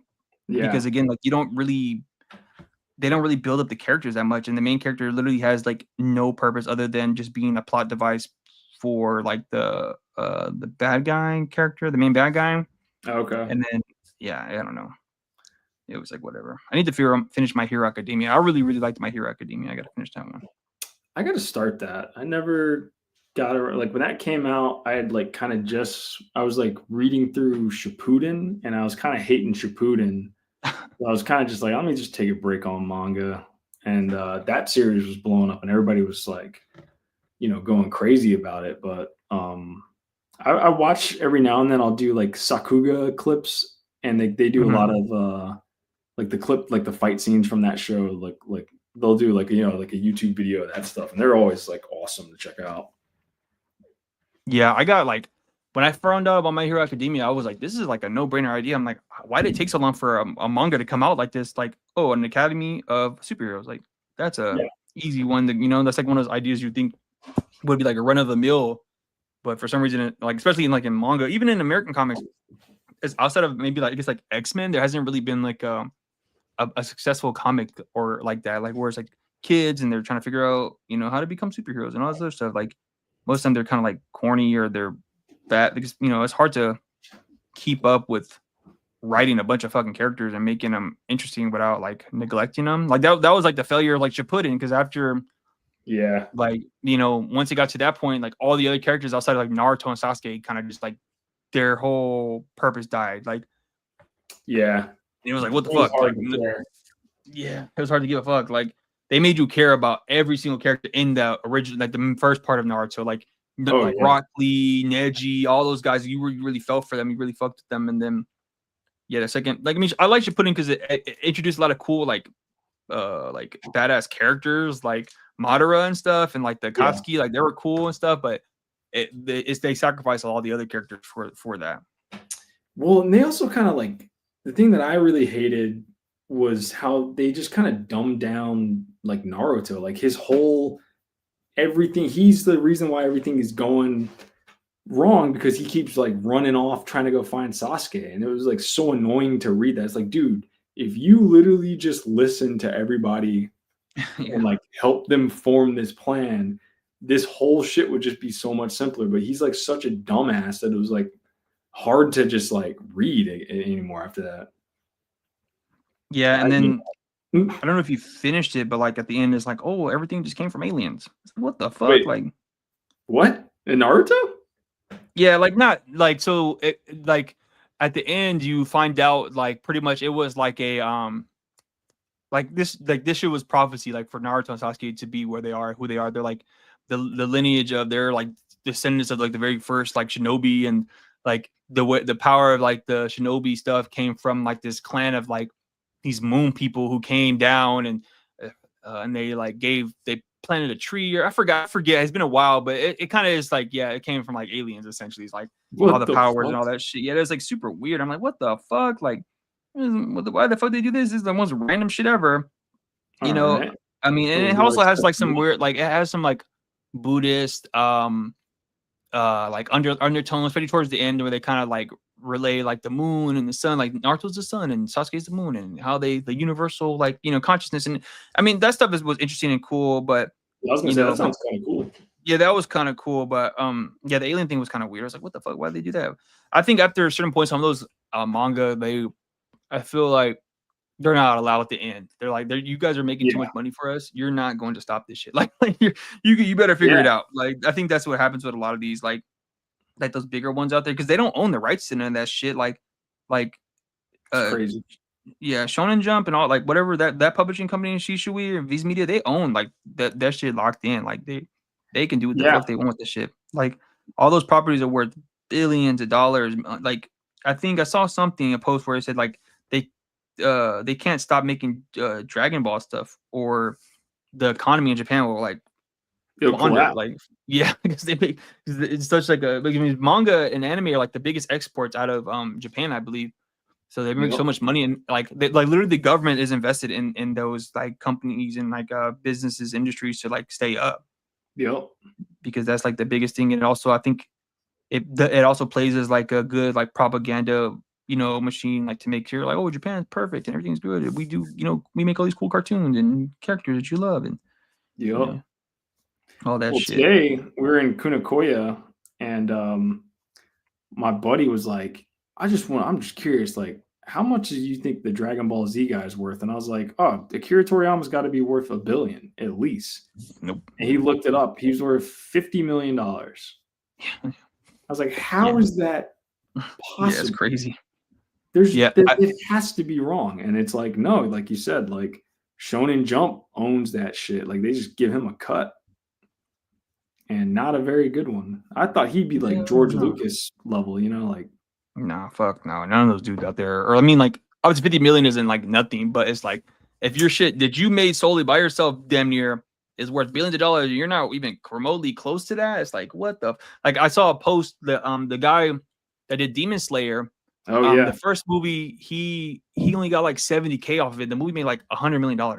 Yep. And I was like, what the fuck? And then the second one is like this new Demon Slayer movie is like the best performing anime movie of all time right now. I think it's almost like $500 million or some shit like that. And I'm like, shit. Yeah, I'm like, I don't know what he's gonna make off of that. I mean, but I doubt it's gonna be up his contract. Yeah, right, for real. And he's like lucky because he finished it, so he doesn't have to worry about like keeping up with the story, doing like that shit's done. Like he can do a little bit of edits here and there, I guess, for like the movies to maybe like fix some stuff. Yeah, but like he's cool. What Kishimoto does. He's just like a consultant for the Naruto guy. Yeah, with Boruto. Yeah, he like I think he just does like the plots for it and like lets the other people work on it. That's what Dragon Ball Super was. What Akira Toriyama was doing before he passed away. But bro, I'm like 50 million. Like, what is going on, bro? That's insane. He should be at least worth $100 million. Like Dragon Ball, I see Dragon Ball Z in bodegas, bro. Like I see this shit everywhere I go. There's Goku somewhere. Hell yeah! I mean, they have the fucking It's definitely like it's up there. Like it's a universally like known IP. Like everybody knows Dragon Ball. Like it's just as popular as Mickey Mouse, just as popular as Superman, Batman. Like it's definitely one of those IPs that are just like past manga, past anime. It's just there. Reference in movies and sports, music. Yeah, that is shitty that that it went that way. But I'm like, I wonder now is like how much is the company putting into keeping that IP alive? Like I mean, I guess they're invested so much money into that they're probably like doing the most to get all these random brand deals and shit. But I don't think it's still like that's not fair though. Like all that money, like damn. Yeah. I mean, at one point, it's probably going to be AI take over that shit. Like they got so much material. Like they just plug that shit in. Be like, yo, give me a plot with Cell. Cell comes back. Yeah, it's forever now. With Frieza and them coming back. Like, yeah, it's crazy. I wonder if he has family. I'm pretty sure he has like kids and stuff. They're probably fine. Yeah, that's the thing. I don't think his personal life was so hidden. Like I don't know what you know, hopefully if he does have a fam, like they hopefully never have to do anything again. Like I'm I was sure they reading probably about do one. Kishimoto. Kishimoto didn't even get a chance to take a honeymoon until Naruto was over. Yeah, I saw him say that, and yeah, that is crazy. You know, it'd be crazy, like that like here in America, a lot of the artists they want to do like so the original artwork and da da da. Out there, they don't give a fuck about that shit. They don't care about Yeah, keeping originals. A lot of them work digital. I think Naruto was digital from like damn near the beginning. yeah. He went digital early, which was like crazy. He Yeah, was I like, didn't yeah, realize that. we use 3D models and everything, bro. We got to get this shit out. Yeah, that is crazy. Yeah, because I was reading because I bought some of the Takubans of the death of like the early like the first like let me see I got the first 12 volumes. I bought them like really cheap off Facebook Marketplace. I got all them And shits, dude. yeah, because I just love the artwork. He's so fucking good. But Especially the early stuff. yeah, the early shit is fucking fire. But like he has like little blurbs and shit at the beginning, like do whatever. And the first volume there's multiple of them, and one of them it says like, oh, I started working digital in art. So I'm like, wait a minute, this is all digital? Like what the fuck? Like I did Mhm. not realize that. Like, oh man. Yeah, Yeah, so I you was like go that. back and you look at it, you're like, I cannot tell that this is digital. Like Yeah. you can see it later on, like when you can see that they're really kind of just like tracing over like 3D models, like kind of near like the big Sasuke fight, you know. Mhm. It's not nearly as like dynamic as like those first couple Tonka bonds, but even still, man, it's like, damn, this still looks pretty. Like this shit looks like they might be like inking these by hand, maybe. Yeah, I have no idea, but that is interesting. Like how in Japan they're all about just getting that shit out. Like they don't care. Like the Yeah, Jujutsu Kaisen person, they were using 3D models damn near the whole time. Like they were using 3D models to set up their scenes and all that shit, and they were just drawing over it. And I'm like, shit. damn, if you did that shit out here, they would fucking flame you up. No, I've been trying So to think of just like shortcuts that I could use for nosebleed, and I'm just like, at this point, because that's what really counts, man. Is just keeping your shit out there is like the way to kind of keep your name out. Like if you can get on the schedule where you're putting out a book very consistently, that's how you can stay in the game. And like, you know, that's a fact. even if people like, you know, even if it's not the best looking shit, if you're putting out a book every month, comic shops will be like, oh, this guy is at least is consistent, Yeah, for sure. and that wins out. Yeah, that's literally my whole game plan is just to outwork everybody. I'm like Future on his mixtape run, just dropping as Yeah. much as much as I can, and Yup. something's gonna hit for somebody. Yup. That's literally the move. Look at But Marty there's Khan. Do you fuck with his stuff? Marty. Oh yeah, Marty King. Yeah. He's dope. Yeah. I actually talked to him at Heroes. Did like a little interview with him on my Instagram. He does like he puts out a bunch of shit. I think he does like he produces stuff now. Like he helps like write, people and writes stuff and yeah, I like his work. He's really dope. Yeah, he's sick, but he like us, he's pumping that stuff out, man. He's like, I don't give a fuck, bro. I just got these stories. That's all that matters. Yeah, it's a fact. That is literally all that matters. You get that shit out, and then it will draw the audience that it needs. Yeah. The like, have you read Goodnight Pun Pun? You know that manga? Yeah, I like that dude's stuff. That's the only one from him that I haven't actually read yet. But I've read Solanin. I've read Girl by the Seashore. I've read Dead Demons, Dead Destruction. Yeah. He Yeah, is I've the read like, one that's out right now. The new series. I've been keeping up with that one. what's that one Um, called? fuck. I don't have it over here, but it's like it's about like these like people who don't have like their citizenship. They're like they can be hired as assassins, and since they aren't like they're like not citizenship, like they're not even considered human, so like they're allowed to like kill people, and they don't have any repercussions because they're not technically not people like humans. And Okay. this is like I forgot what it's called, but it's like a crime kind of action drama thing. And but what he does, he does like the photo bashing, Oh yeah, dude, his and stuff.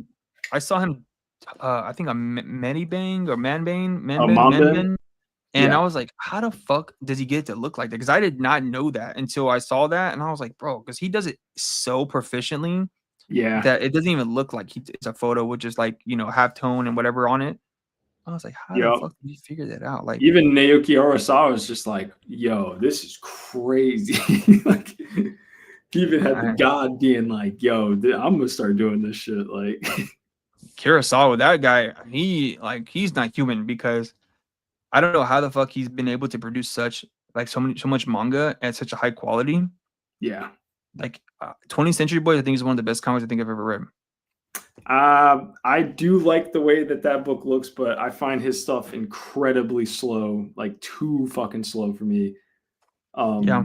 I've tried reading 20th Century Boys. I've tried reading Asadora. Like, his stuff rules. I love looking at it, but like, he really takes his time, you know, developing the characters and everything like that. It's just a little too slow for me, which I feel bad saying. No, I feel you.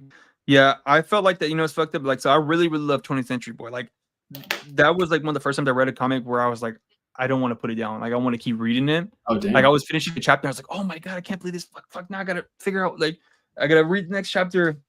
And I literally read the whole, like, first of all, it took me forever to find all the Takabon for a good price. Because I was like, there's no way I'm going to buy this whole series and pay full price. It's like 50 volumes or some crazy shit. Yes. It's 12 volumes, and I think the retail is like $30-$40. And I was like, bro, there's no way. They're $30 or they're $20. Oh, you talking about the 3-in-1 joints? These ones right here, these. Yeah, those are beautiful. Yeah, they're super dope. Oh, and I was like, bro, there's no way. And they're also really, really hard to find. Like at Barnes, like, you know, if you go like Barnes and Noble or like a bookstore, they'll have like 1 or 2 issues, and it might not even be the like in chronological order. Yeah. And so I was like, bro, fuck. So I was just scouring through like Facebook and trying to find sets, like going to like manga pages, and I ended up finding one. I got it for a pretty good price for all of them. Okay. And so I read all of them, and I was like, dude, this is fucking fire. And so I was like, man, let me check out some. He's so much. He's a what? I keep hearing that book is like the shit. It's really, really good. It's like a crazy crime, psychological crime thing. It's just like it's really good, man. I thought it was really, really good. And then I tried to read Monster, which is like everybody that's like one of the greatest of all time. And I felt the same. I was like, I can't get into it. So I kept getting too confused reading Monster. I was like, what is going on? And then like I put it down for a little bit.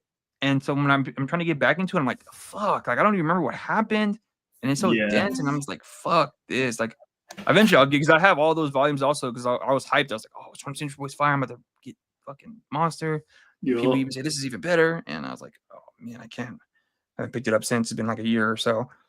But I know, I felt bad. There was this girl I had a crush on at my old job, and she was like, oh, you read manga, like you should read this. And I was like, oh, I bet I'm gonna definitely read this, because, you know, she's like telling me to check it out. And I was like, she gave me like 3 volumes. I was like, bro, I can't. I'm so sorry. This is like the most boring shit I've ever read. I feel you, man. Yeah, I don't like. It took me like a couple of chapters to get into 20th Century Boys, but once I got into it, I was hooked. Like once all this like the crazy stuff started happening, I was like, holy shit! And it just kept getting crazier and crazier. You said what? I bought those first when they were doing the 3-in-1s like that. I bought like the first couple, so I've read up until like, you know, like the crazy shit starts kind of popping off. But like, I was like, man, there's 12 of these, and these, like you said, I was like, man, these are like $30 a piece. Like, fuck, man, this is gonna kill my bookshelf and my wallet. Like, yeah, you got to be committed to wanting to read that shit. And I was in there. I was just like, man, this is. I just kept reading it. But possession. Yeah, it's definitely. I need one of those ones I have to go back and read like here in a couple years. Yeah, but yeah, but the fact that he was able to put out such a high volume of like shit is like baffling to me, because he was like finishing up one series and then while preemptively starting the next one. I'm like, how the fuck? And he doesn't seem to have any like health issues. He seems pretty fine. I mean, he has a TV show and stuff too. I'm like, how the fuck? Or like you like see like the guy who did like Hunter x Hunter, and this guy's like, he can't even work on the book anymore because he's like has so many health issues. Yep.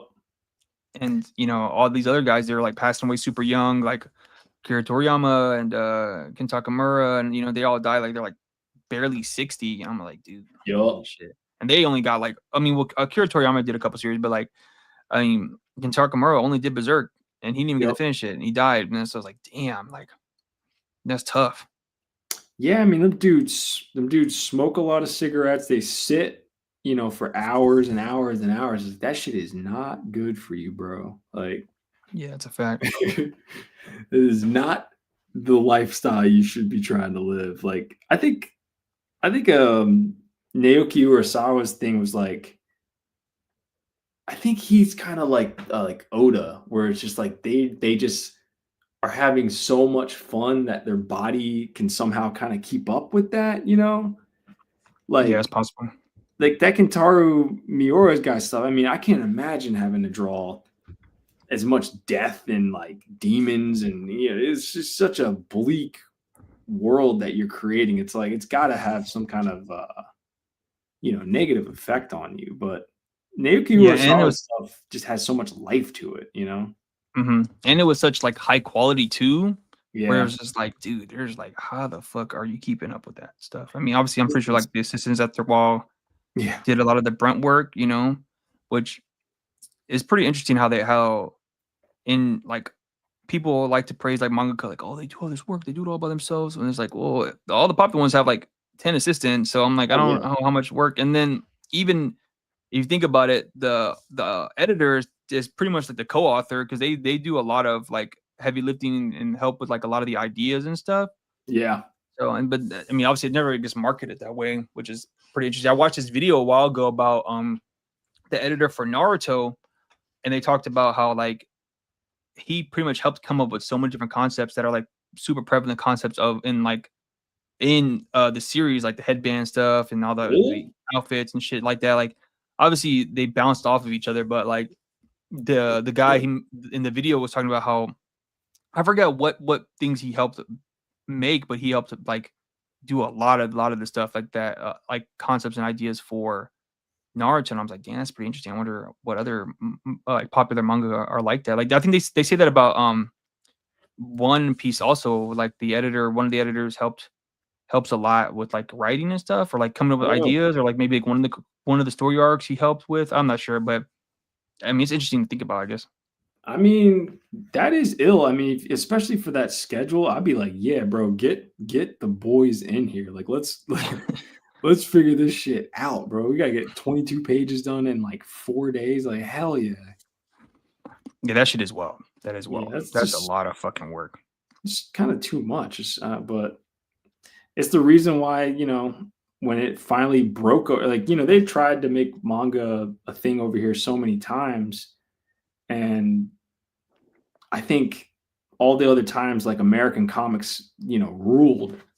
But like right now, like, the last couple of years, like outside of a few creators, like American comics kind of suck now. Like, so you get this series that's drawn by, a consistent person, and it's got, characters it's easy to jump onto. Like manga is just like the way to go. And there's so much, like the price point, right? Like even those books that we're talking about, like the 20th Century Boys, it's like 600 pages for $30. Like that's a Yeah. fucking steal, bro. Yeah, that is a Again, steal. you get an X-Men omnibus, it's going to be, 40 pages you might like. The rest is like, people you might not even fuck with. And then that shit's like $100. Like, it's Yeah, just that's a fact. unbeatable. Like, we got to really, there's got to be a way for America to kind of figure that out. Like, Well, the thing I think that what happened with manga and anime is that it grew out here with the internet. So yeah, like they utilize, whether by mistake or by whatever, um like strategize, like all like the piracy, all those websites, all that shit like really helped cultivate like the audience out here and kept it prevalent. Like once somebody watched one show like of Naruto, they saw episode of Naruto and it stopped showing on Cartoon Network, or they realized, oh, there's like 10 other episodes already out in Japan. They just went and figured it out and found it. oh yeah, Where like, and then now it's like I talk about this shit all the time, where it's like there's like a bunch of like manga influencers and anime influencers that are like, they're not trying to make manga, they're just like, they just love that shit so much, yep, and they're like super fucking popular on like social media, YouTube, TikTok, where Yeah. in America, all the fucking popular, like kind of popular channels are either ones that are like, let me tell you about let me tell you about Spider-Man and his origin. And I don't even know if that even helps bring people into the comics. I feel like the people who watch those the people who watch those videos are people who are like trying to figure out who this character is before they go watch the movie, you know? Yeah. And then there's like people like me or like other like comic tropes stuff who are like more niche and more like um talk about more like yeah, like more niche stuff in comics that aren't necessarily like superhero stuff. And those channels are hit or miss. Like they'll do good at one point and maybe they won't, you know, see, because those are for like real comic book fans. And but there's no like young like people my age or younger who are just like, oh, let me show you about this and make it and actually know how to market it in the right way on like social media and actually utilize it.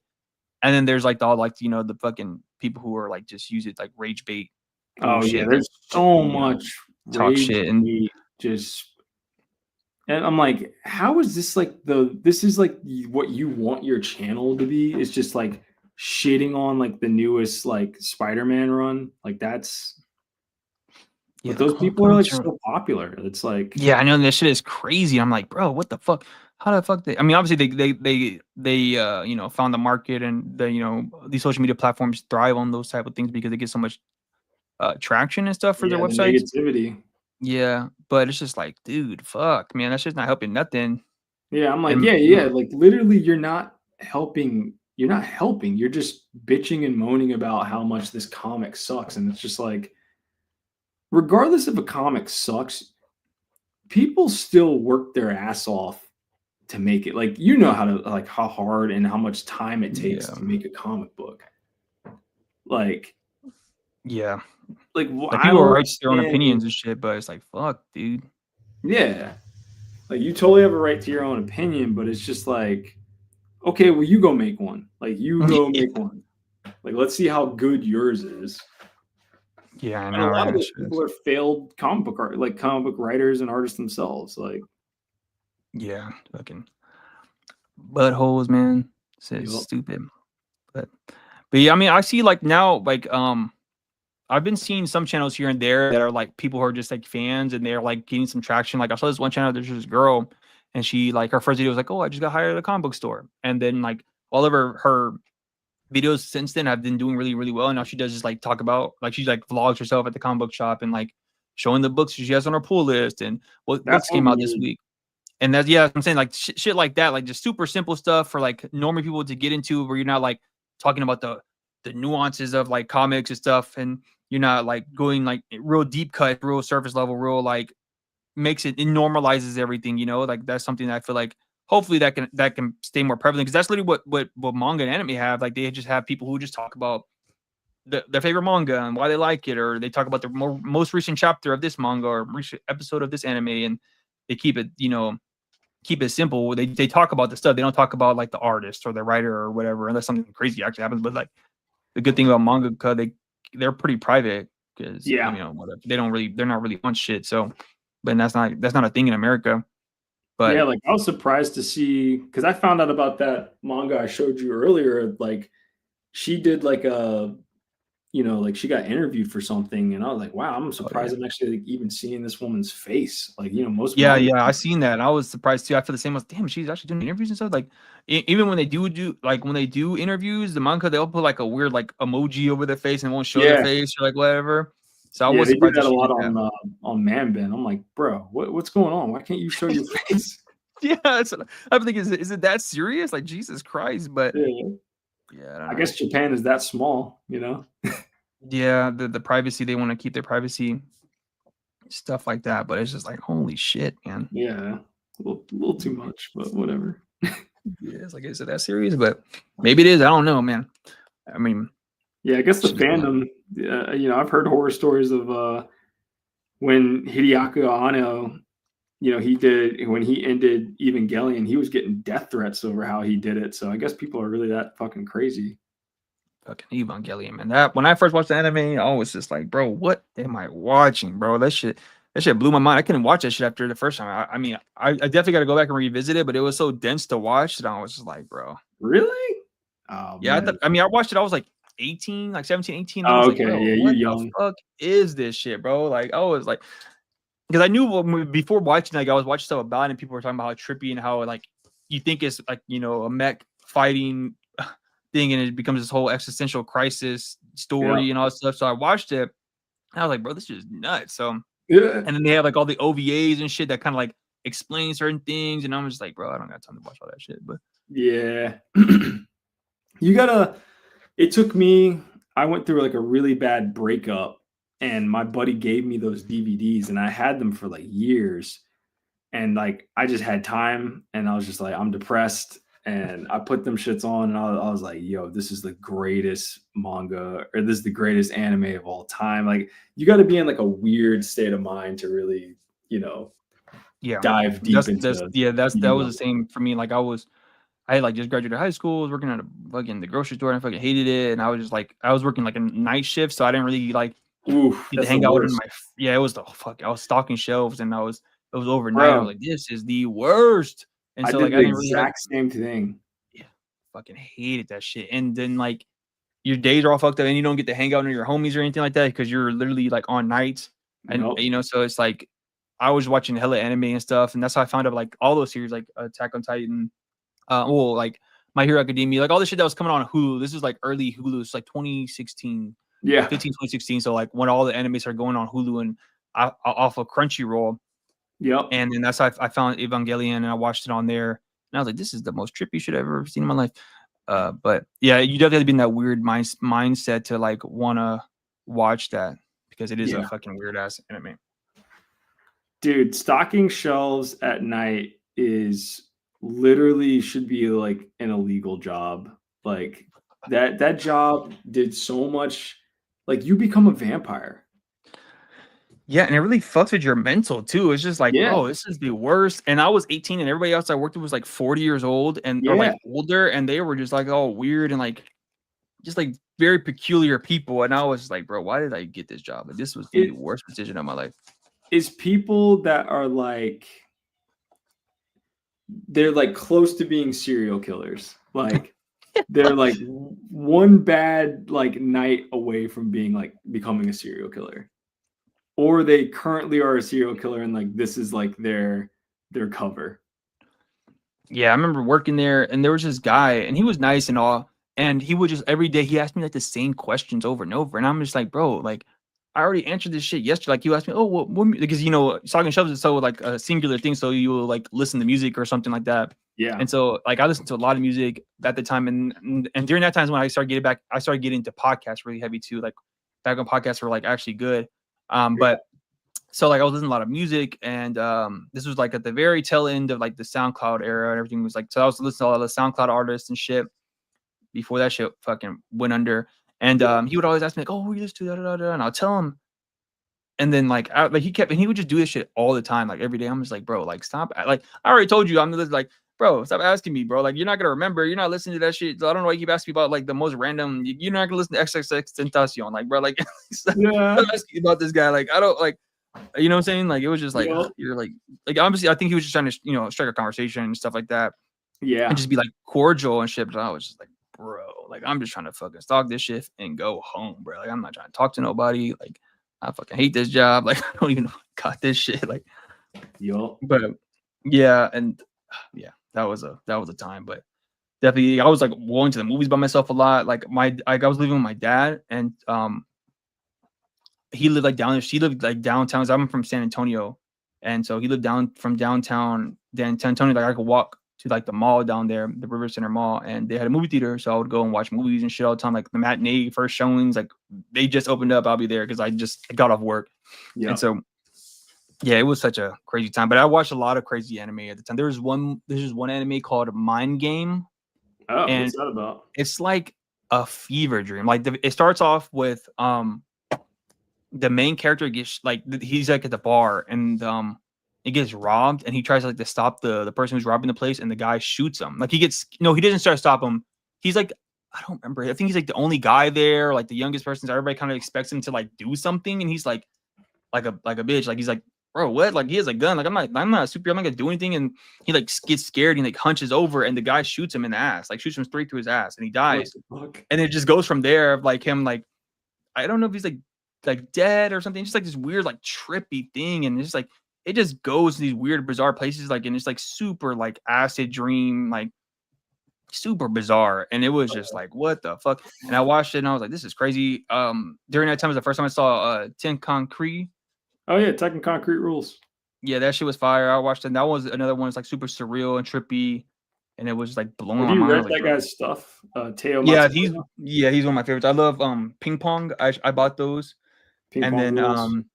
Ping Pong is probably one of the greatest.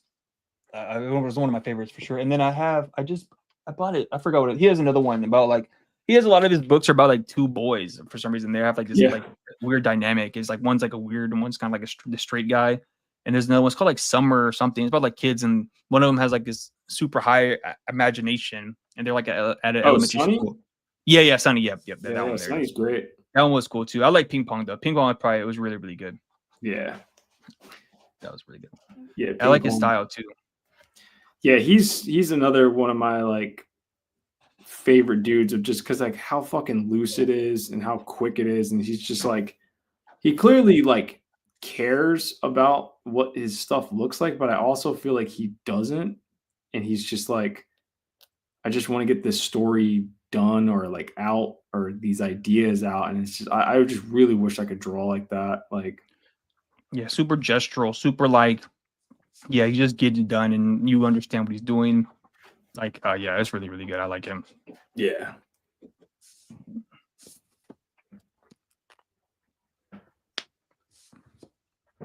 Yeah, he's like an underground version of like a mangaka because he does have like a very like not marketable style, but like they they've been able to animate his shit. Like Ping Pong has anime, and then Ten Concrete. Yep. You know, it's a Well, he's fucking fire. popular everywhere else but Japan. Like in Japan, he kind of like struggles, but like over here we love him. In France, they love him because he's really influenced by like the French comics and like European comics. Oh wow.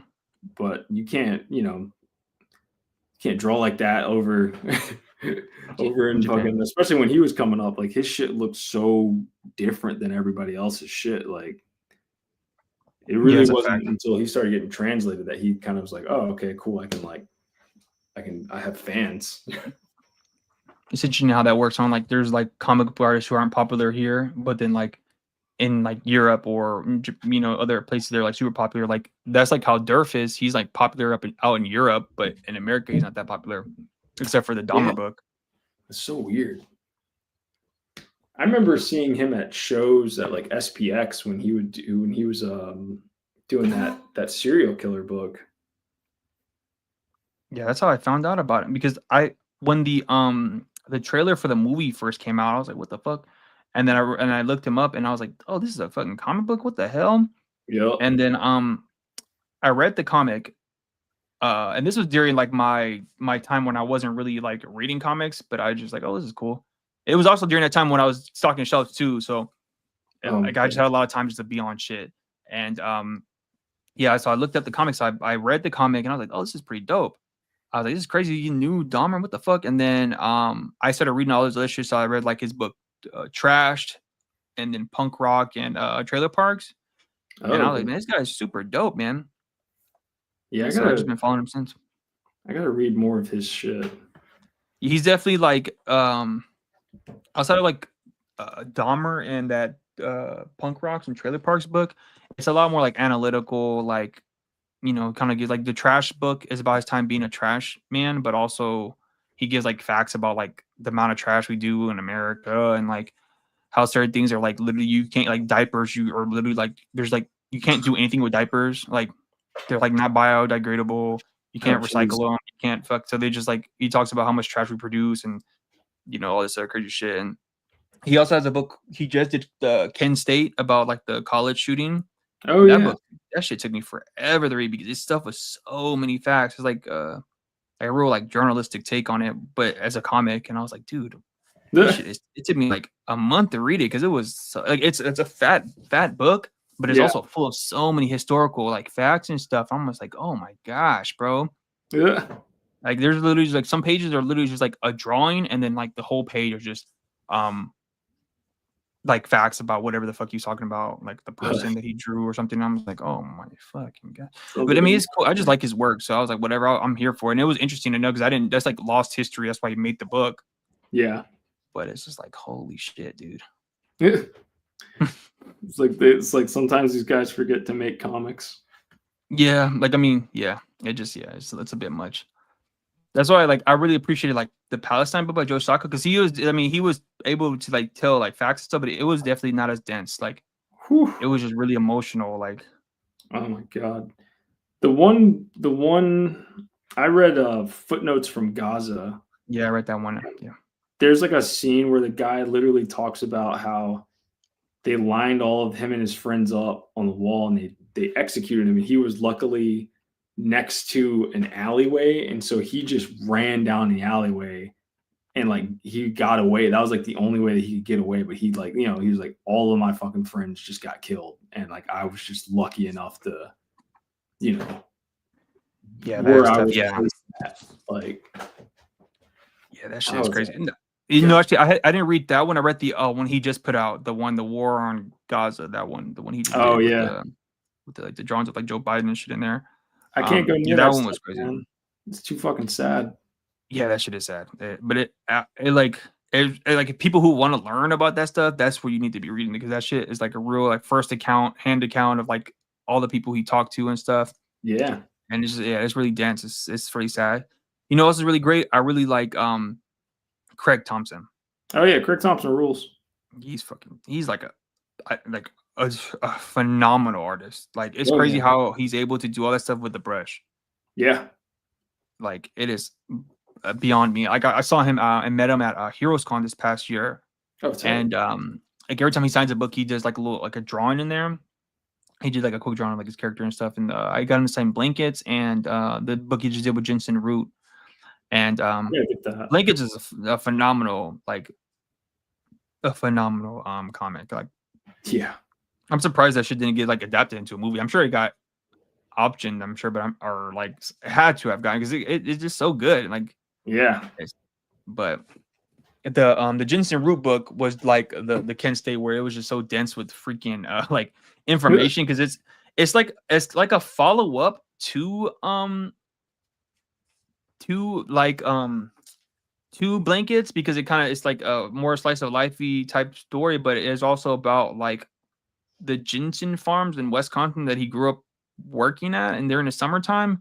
And so you get like a lot of historical context behind like how ginseng, because it's an East Asian, or it's like a Chinese or Taiwanese, I don't remember, like plant or root or whatever. So they talk about how I got over here in America, and how there's like this big industry up in the Midwest of that stuff, and all this other shit. And I'm like, what the fuck? And it was a lot. It was a whole thing. You get like this history behind this, I think the Laotian people, and like how they were getting like fucking murked back in the day during like World War II by the Chinese or the Japanese or whatever. And it's all this stuff. And I was like, bro, what the fuck? Like, it's great. Like it blows my mind how like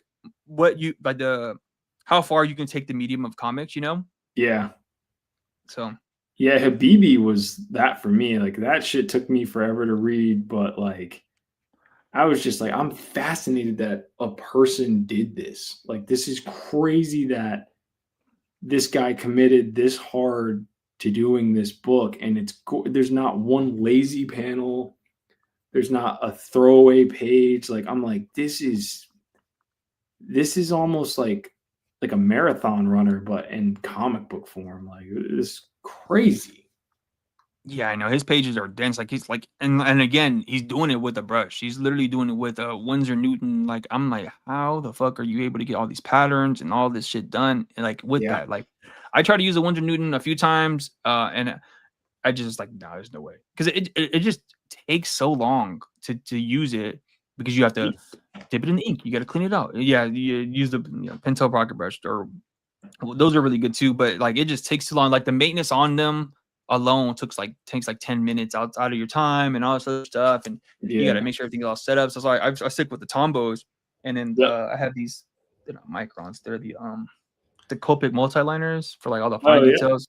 That's literally what I use. But I'm just like, bro, there's no way I can use a brush, and he did it. But I mean, he takes his time with his books. He takes like 3-4 years between stuff, sometimes even longer. But yeah, his stuff is phenomenal. Like his bibliography is elite. Yup. That's the type of stuff I want. Like when I get older, like once I get all like the crazy stories out, I want to just do like thick graphic novels about like random topics and shit, and just kind of like make them really interesting and things like that. Yeah, man. How long are you like planning to do Nosebleed? Did you have it kind of like planned out all the way to the end, or? Yeah, I have I had 6 books planned, but I think I'm gonna cut it down to just a 4th and Oh, nice. try to end it with this next one.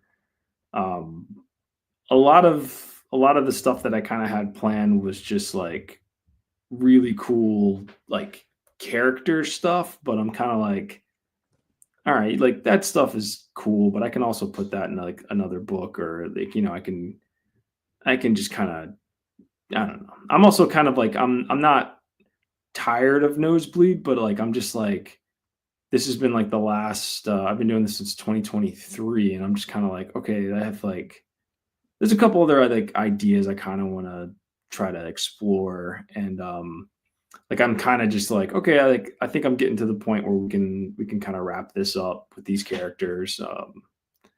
So yeah, I'm in the process right now of writing number 4, and then gonna hopefully try to get that done by like early next year, so I can kind of do like the con circuit like all year.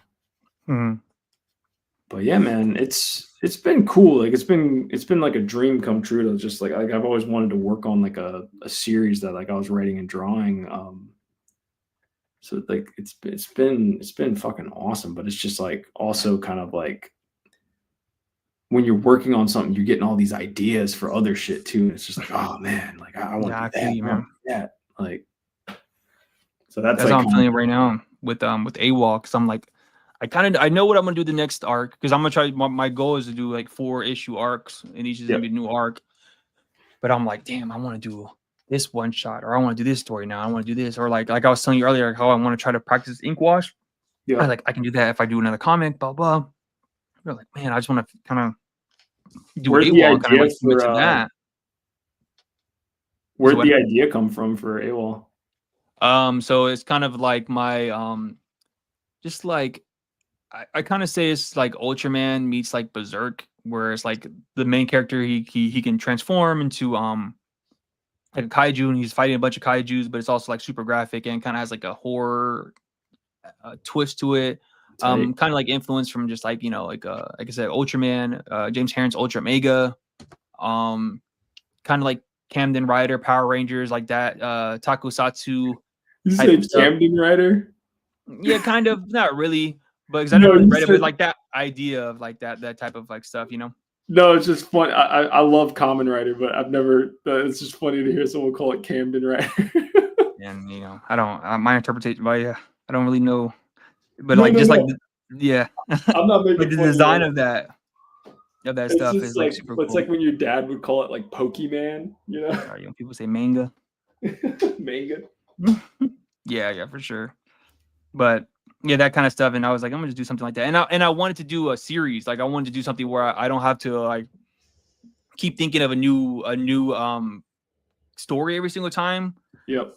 Like, I wanted to work on something where I could do it for a good while. And so I was like, I'm gonna do like a 4-issue miniseries or something. And then um I have a problem like building on, and trying to make it bigger and bigger. And then I end up getting like how you are. I'm like, oh, I'm kind of over it now. I don't want to do this shit no more. Like I want to do something else. I have the idea about doing this scary book, or like this book about this, or like I want to do a lot more, like play with bootlegs, like doing like I did a bootleg Spider-Man comic last year, and that was Oh, super cool. fun. And so I'm just like, I want to do I have an idea for like a Captain America one with like Nazi zombies and like all this other stuff. And I was like, but I'm gonna probably maybe sit on that for a little bit while Yeah, I at that's least tight. finish this stuff right now, and then maybe I'll take a break and then work on that, and then while I write the second arc, or something like that. Yeah. But I don't. My thing is like I don't want to like I said, I'm trial by fire. So like each page I do, it just looks better and better, and the art gets better and better. Yeah, that So page you're I don't working want to on now like. looks awesome. You said what now? I said the page you're working on now looks awesome. Oh, thanks, man. It's Reggie.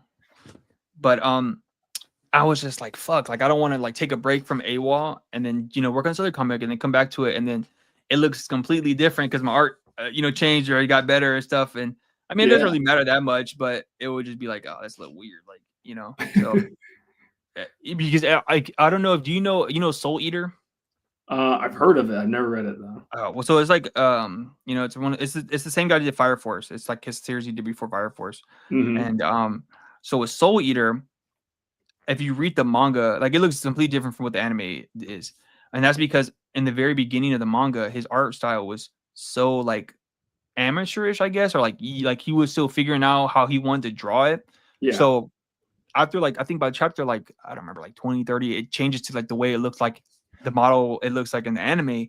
But it was so weird when I picked it up. I was like, what the fuck? Like, why does it look like that? Like literally completely different. The way he draws the eyes, the way he like designs the characters, it looks so different. Yeah. Compared to the way it does later on. I was like, dang, that's crazy. I've never seen that. Like the only other person I've seen whose style like evolves as they're going is like Ryan Otley on Invincible. Oh yeah, for sure. Like you see the growth like drastically, like from when the first issue he draws to like the last one. That shit is like, crazy, dude. Yeah, it is crazy how fast, or I mean, I guess it wasn't fast, like 14 years, but it's crazy how much he developed doing that stuff. So like, but yeah, Soul Eater was like that. So I'm like, think about that all the time. Where it's like, man, if I fucking draw this shit and then I take a break, like a month, like a year, come back to it and be like a whole different series. So yup. My plan was to make it just like each issue is just like a one-off singular story, so I don't have to like serialize it. And I still might end up doing that, but I haven't figured it out yet because I don't know, because that's pretty much me just making a new story every single time. But it's just like I don't have to worry about making the character, like designing a new character. It's just the same character. Like, and I wanted to do something simple, like drawing like a Power Ranger looking character or something like that. It's pretty simple. That's why I want to design him the way he is and just easy color scheme that I understand, and just like he just transforms and then like in the second issue I introduce other people who have the same powers as him, and like the reason it's called AWOL is he was a part of this group and he leaves and he goes AWOL. Like it's like a government group of like people who transform and they fight these monsters that are called the brutes. That's what I call the monsters in my series. And he leaves the group, and then like I don't want to spoil it too much, but in third issue you find out why he leaves, like why he defected from the group. Okay. And yeah, so that's but tight. Yeah, I mean, yeah. I mean, I'll shoot you the if you want to check it out, I'll shoot you the PDFs. I don't care. Shoot me. Well, just tell me where I can buy it. I'll because I want to get the. Oh yeah, you can buy it on my website. Okay. I'll shoot you the link to that too. Yeah, shoot me that link. But yeah, and so yeah, I got the first 2 issues done. I already thumbnailed the 4th one. And then I literally like once I'm finished with issue 3, wording all of it, I'll just start going to issue 4 and then go from there. And once I finish issue 4, I will figure out whether or not I want to like if I'm gonna take the break and do something else. I mean, I'm gonna take a break regardless during the holiday season because it's just gonna be like impossible for me to fucking do anything because of like Christmas, Thanksgiving, all the shit, family and stuff. But we'll see. It is crazy though, because I remember I was listening to Perch and he had Sean Gordon Murphy. Oh yeah. And all of his interviews with him are like really, really good. And he talks about Sean Gordon Murphy talks about how he doesn't he doesn't want to be like, people don't want to be stuck on one series for a long time because they end up getting typecast as an artist that's like, oh, you're the Batman guy or you're the Spider-Man guy. And I never really heard that before. And I was like, that's pretty interesting that's a perspective like people that it goes on in the like some of the pros, I guess. Yeah. How they don't like, they want to do other things, but something they'll get stuck or they'll only get known for that. And that makes you think, because in manga it's like the complete opposite. Like they would rather, it seems like they would rather just work on, or at least back in the day, they would stay on a series for a long time. Yep. Nowadays it's a little different. I think a lot of the mangaka are doing shorter series and moving to new ones, but that is crazy because back then they were like, fuck yeah, I'll be the Naruto guy. I'll do 700 pages, 700 chapters in Naruto, and obviously to get One Piece is thousands of fucking chapters, and so that's crazy. I think it's like, yeah, like I thought it was crazy that I think when the anime of what was one of these animes that was like popping off, and I was like, the manga's already over. Like, Demon Slayer. yeah, it was Demon Slayer. It must have been Demon Slayer Mm-hmm. because I was like, wait a second, how is this already over? But this is like a fucking manga, like a huge, big deal anime.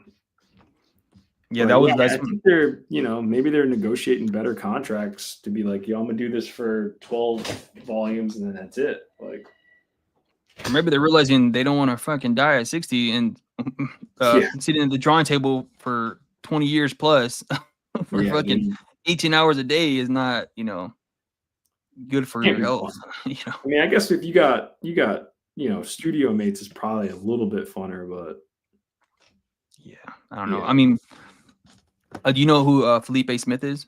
Yeah, Felipe rules.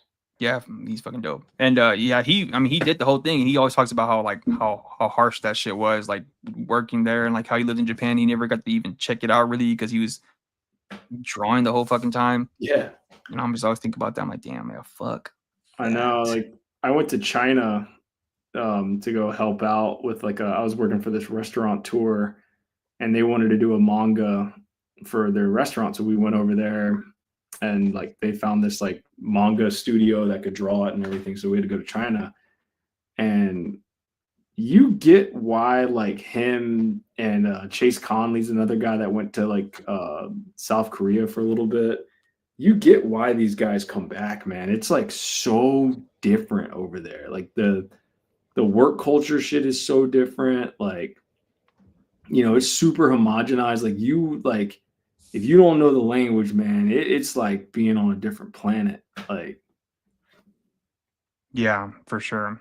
it is crazy different over there. So it's like, because like, as like a kid, you're like, why? If I went to Japan, like, well, I would never want to come home. But you go to Japan, you can't speak to anybody. You're like, yeah, this sucks. Like, yeah, for sure. Yeah, I bet that would be interesting. And it's crazy because I feel like in other countries, like I mean, I've been to like Europe and the Middle East, and when you go to those places, it seems like they accommodate to like American people, like there's like stuff that's in English and shit like that. I mean, obviously in Europe they speak, a lot of the countries speak English, but they accommodate to our stuff. But here we don't do that at all for like foreigners and shit like that. There aren't really, I mean, outside of like specific like Chinatowns and like stuff like that. They're not, we're not having buildings with like double languages on them like they do in those countries and stuff like that. The ATM, you go to the ATM, it'll be like, do you want Spanish or English first? I'm like, what? Let's try it Spanish. Fuck it. Let's see if I remember this. Yeah, that's funny. That's great. You went to China for you were working for like a restaurant or something, or? Yeah, like I was doing like graphic design, and I made up all these characters for this guy's manga, and went over to the studio, and then the studio like had to learn my style and shit. It was crazy, dude. Like it was nuts to like watch how they worked. Like they go to like the studio, like there's all these people working on like web comics, and like one section is working on web comics, one section's working on like VR, YouTube stuff, and there's like the other section that's working on like toys. It was crazy, man. And like they all break at the same time and eat lunch, and then they all go to sleep. Like you work there, you get fed, you go to sleep there for like an hour, and then you get back to work, and then you get dinner, and then you go home. Like it was crazy watching it, man. And like just being there and like working like alongside these people. Like they're like workhorses over there. Like, and they just get it. Like this, like I brought like these designs over, and like this one girl who was like the main character designer over there, like she like had my shit down. It was scary. I was like, God damn, that's crazy. Like you even did like the ink lines and shit that I was doing. Like, it was crazy to watch. I feel like, man, people who do like animation are probably like some of like the best artists because the ability to do that and to draw any style, any way, and adapt like so quickly is like phenomenal. And then you have to like know how to draw like everything like perfect, like scenery, fucking people, anatomy, all that stuff, and then you have to know how to throw it in every angle possible. I'm just like, bro, like, and you could tell like when a guy or somebody who's worked in animation because of their drawing style is so like crisp and clean and like easily like read, you know. Oh yeah. Like it's really crazy. Also, I just noticed that you're drawing Reggie. Yeah. That's awesome. I thought that was like a thing from your comic. That looks sick, dude. Yeah.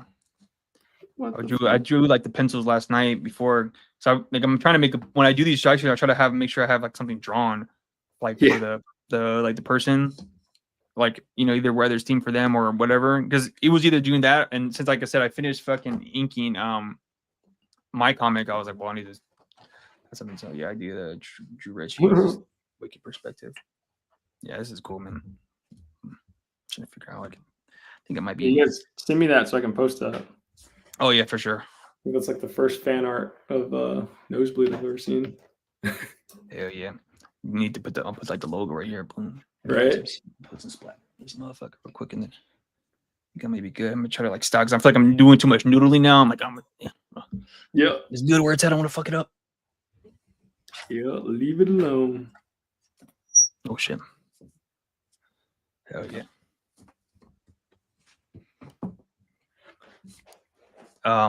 Man, I've been going to like the movies a bit lately. I went and saw The Long Walk, which was fucking good. Hell yeah, that shit was really, really good. Like, it was like, this shit made me sad at the end. I was like, oh my gosh.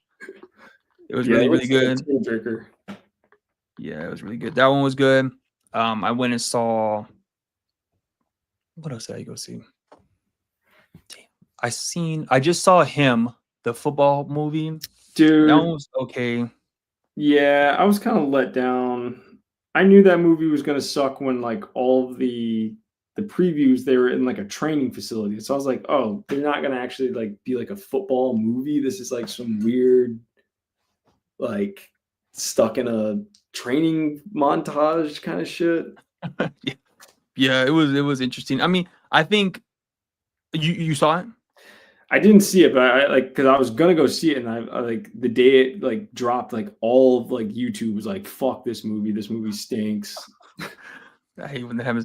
But yeah, I mean, I would say the acting and the cinematography was really, really, really good. Like Marlon Wayans, he did a good job. The main guy and Julia Fox, they all did their job. Like, they did a good like job in my opinion. But I feel like it hit a lot of themes. Like it was trying to say a lot, and it didn't really say anything at the same time. So like, I mean, it's one of those movies I feel like it's gonna take a minute for people to understand it, or like kind of, you know, it's one of the movies you might have to watch a few times, but I don't think it's a movie you want to like, you need to go spend your money and watch it all the time, because it was a bit much at times too, and it was just like, what the fuck is going on? But yeah, I mean, yeah, it was interesting, I would say the least. It was definitely like, I walked out of there and I was like, I don't know if I really like that or not, or I don't know but I didn't hate it either. So it's like, I don't know how I feel about this, because there was just, like I said, there was just some scenes that was like, oh man, that looks really dope, and the other parts, and then like the way it ended, I was just like, what is going on? Like, I do not know what the hell is happening in this movie, but I guess whatever. Yeah. It looks awesome. Like, I remember seeing those previews. I was like, yo, this shit looks sick, bro. Like the looked like a music video. Yeah, it was pretty cool. I mean, I would say, if you don't want to go see it in theaters, I don't blame you, but I would say watch it when it comes to streaming for sure, because it was interesting. Like an interesting take on stuff, but it was a bit much at times. I was just like, I don't know what you're like, where you're going for here, like what you're doing. But like, Marlon Wayans killed it. Like, he's a great actor. I think he's really good. People like try to act like he can't act, or because he does like funny shit a lot. But I'm like, bro, did y'all not see Requiem for a Dream? Or like, that movie was he was crazy in that movie. Yeah, he can act his ass off, man. Yeah, he's dope. Just a nut. I saw him on Club Shay Shay, and I was like, yo, this dude's out of his mind. Yeah, he's funny. And his stand-up is really good too. Is it? I've never seen his stand-up. He just started like getting into stand-up like recently. Okay. I mean, like at least like putting out specials at least. And like he did one of the first ones I saw was when he right after the Will Smith slap. Yeah. And that one was freaking hilarious. He was just talking about because he like obviously he's a Hollywood guy. He's been in Hollywood since he was a little kid. So he like knew all of them growing up. And he was talking about that and like how he like had a crush on Jada and then he was trying to get at her and then she ended up popping out with Will Smith and he was like, "What the fuck?" Like, yeah. He's like, "I thought you were feeling me" and all that stuff. And it's really, really funny. And then the last one he did, I think it's on Prime. Okay. It was actually kind of sad, but it was really good. It was just about like because his parents had just passed away. Both his parents just passed away, I think within the last like 2-3 years. And he was talking about like, growing up and all this stuff and losing his parents and how it was and all this other stuff. And it was really, really good. It was just like it's like one of those, when Dave Chappelle during like the pandemic was putting out the specials where like he wasn't really telling jokes, he was kind of like making anecdotes and like stuff, and he was just like really just like sitting there talking and telling stories. And I mean, they would be kind of funny, but most of the time they were like pretty like profound and serious at times. Yeah, it was similar in that vein, but a little bit more humor to it, Okay. But yeah, that one I think if you have Prime, you can watch that one. I think it's free on Prime. But the other one, I couldn't fucking find it. I had to like watch like random clips of it on like YouTube and shit. To like kind of pirate that shit. But yeah, Chappelle, I mean, he's dope. For a little bit there, I was like, bro, you gotta like, I like your philosophical shit, but you gotta tell some fucking jokes, man.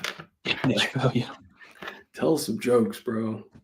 It's funny. One of the ones he did during that time, I was getting tatted, and I was listening to it while I was getting tattooed, and I was like sitting there cracking up and stuff. The tattooer was like, "What are you laughing at?" I was like, "Oh, this Dave Chappelle special." He was like, "What the hell?" He thought it was like, kind of weird. Yeah, I was laughing. Yeah, you laughing while getting tattooed? You're nut. Yeah, I mean, I have like half my sleeve. I have like a quarter sleeve, and then I have one tattoo on my rib. And that rib one, I got that in Europe, in Spain. Man, that shit. I don't like. Do you have any tats?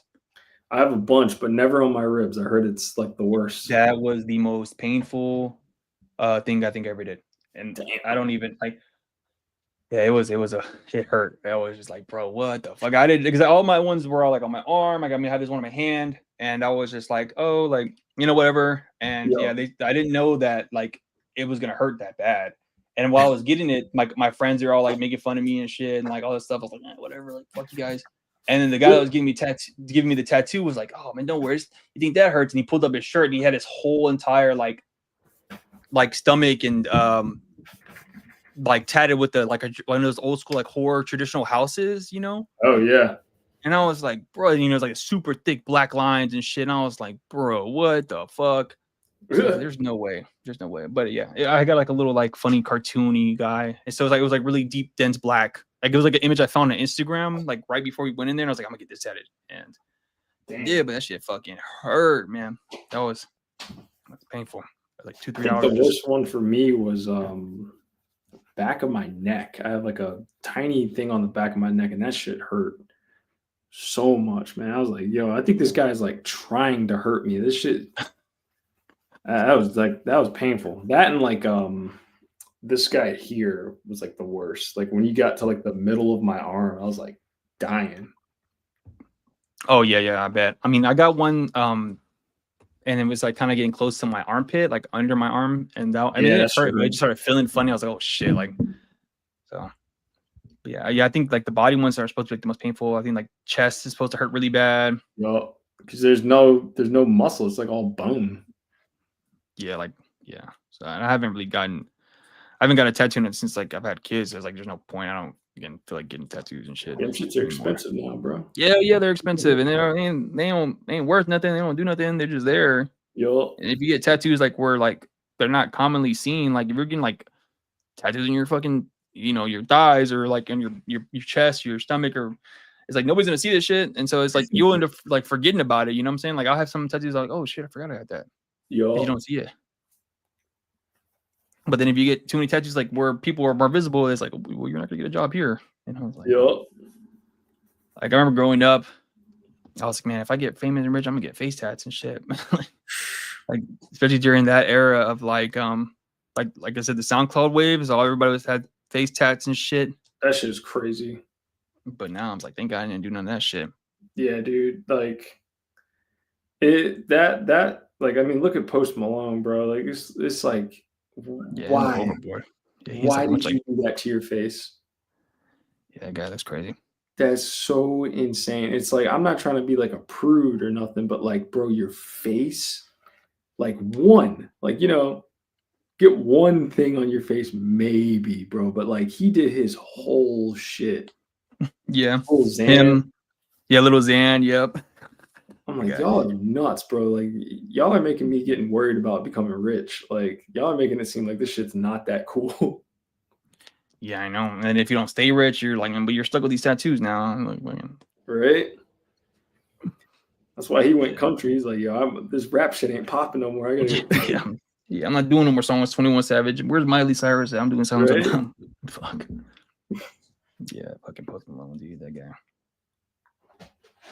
Now he has a comic book. You see that? The big rig one?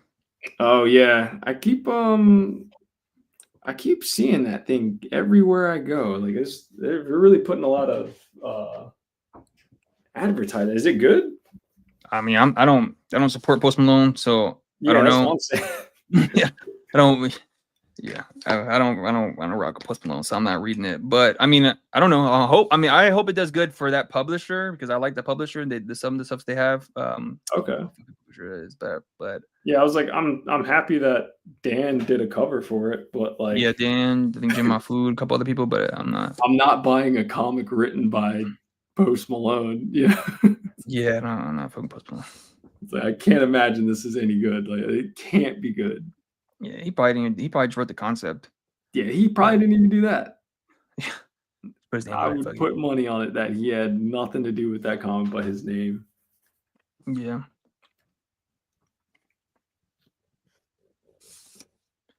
All right, I think I'm good.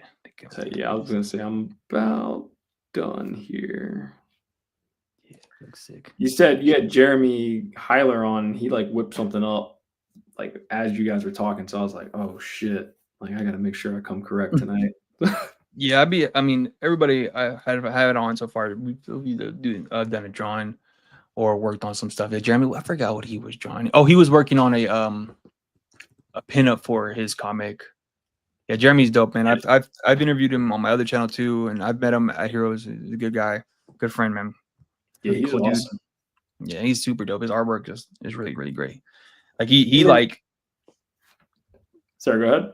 It's like he came up on like he's getting commissioned now all the time, and like I've seen his work just get like better and better since I've known him, and yeah, it's super dope, man. I'm glad to see like all these people getting up and like doing all these commissions, and I see people all that stuff, and I'm hesitant to start trying to like put myself out there to do that because I'm like I don't want to do that, like I don't want to draw for anybody else, like I don't know, I just don't want to. Like I'd rather just draw my own shit. I don't want to. Even like selling my original art, I was like, I will like I think about doing that, like putting stuff out there, and like, but I'm like, I want to promote putting my original art and then trying to like figure out how to sell it, mail it, and all this other stuff. And maybe if I like feel like maybe I'll try to do that after I'm done with issue 4 of AWOL, test the water to see how that goes. But yeah, I'm just like, yeah, man. People are like collecting stuff, man. You'd be surprised. You're like, wow, somebody wants like you put like a sketch up and people are like, yo, I'll buy it. You're like, damn, for real? All right, cool. Yeah, I mean, I've sold original art like at like cons. Like I'll bring like a portfolio, and then I also do like these little mini sketches of like characters, and then people will buy them. I've gotten commissioned, I think once. I think at a show, someone wanted me to draw Superman. I drew Superman. There you go. But yeah, I haven't like I'll just do like while I'm there at the show, like I'll when nobody's walking or people are walking around and not really like coming to my table, I'll go and I'll just sit there and just start doodling and drawing shit and then I'll just put it on there for people to look at and whatever, and people pick it up. What shows have you done this year? So all of them were just like small local shows. So there's one, it's like a trading card show out here in Virginia Beach. I did that one. And then I did, what other one did I do? I did this one up in Richmond, which is like another smaller, like local show. And then Atlantic Comic Con, which is kind of bigger one. That was like the biggest show I did. I did really, really good at that one. This is the second year for that one. And then I just did one last week, like at Virginia Beach, like it was like a quick one. I was just like I got all these books and I need to try to get them out of my closet. So I just did it. It was like $60 or something like that for the table. Nice. Every single show I've done, like, and what I've been doing is like I've been using it as a chance to kind of like do like a study kind of to see like I said, like what sells, like what people are interested in buying and what do they want. You know, I don't want to, because like some stuff, there's like some genres or some things aren't that great. It also just depends on how, like, you know, how do you approach people and like to get them to come to your table or whatever. Like I'm not like a super like aggressive person like when it comes to like trying to sell my stuff. I usually just hit you with the, oh hey, how you doing? Like they look at me like, oh hey, how you doing? And then they kind of starts the conversation from there. Yeah, like when I was at hi, I'm like, let me know if you have any questions. Yeah, no, I'm like, yeah, how you doing? How's your day be going? And like kind of gets people, you know, because some people they won't say nothing, and some people are like super aggressive, like, oh hey, come check this out, come over here, no. And I know, I hate being next to those people. Yeah, when I was at Heroes, I was walking around and I wasn't tabling. I was just there as a just as a guest. I just go walking around, just attending and stuff. And there was this one guy I was walking by and he was like, hey, come over here and look at my book. And I was like, oh shit. He sold me. I bought the book. He got me. Nice. I mean, it was a good looking book. He was low key kind of taxing. I mean, he didn't sell me for like the cover price he had on there was like $40. And I was like, bro, what the fuck? $40 for a fucking trade. And he sells me for $20. He's like, look, for now, the deal is $20, half price. I was like, that's how much it should be just regular. What the fuck are you selling? Who's buying this shit for $50? Like, what the fuck are you? What do you got going on here? I don't know. He wasn't the artist. He was the writer. Like he was the guy that I guess helped publish it and like wrote it. It was like I guess it did really good on Kickstarter because I looked it up after. It did like really good on Kickstarter. And it's a good looking book. It's right here actually. $40. Yeah. Oh, okay, that looks good. That looks solid. $50. Look, $50. That's great. How thick is it? It's like a regular size trade, probably maybe like. Bro, get the fuck out of here. Maybe 200. I mean, it's good. Looks good. It's like, bro, $50. Like, are you crazy? I mean, that's a $20 book. Yeah, and I think that's what I bought it for, like $20. That guy's crazy. Yeah, I'm like, I don't know who's buying this shit for $50, and you did it a Kickstarter, so it's not like you have any money up front. Like you got your money to publish it, so I'm kind of confused. Yeah, I'm thinking like the gimmick is like they're like, oh, it says $50, but like, you know, we're doing it for 20 today or some shit. It's actually not a bad idea. That is a smart idea. Yeah, that's a pretty smart idea. But I was like, damn, man, he hard sold me for sure. He was like, hey, you're super aggressive. I was like, oh, all right, whatever.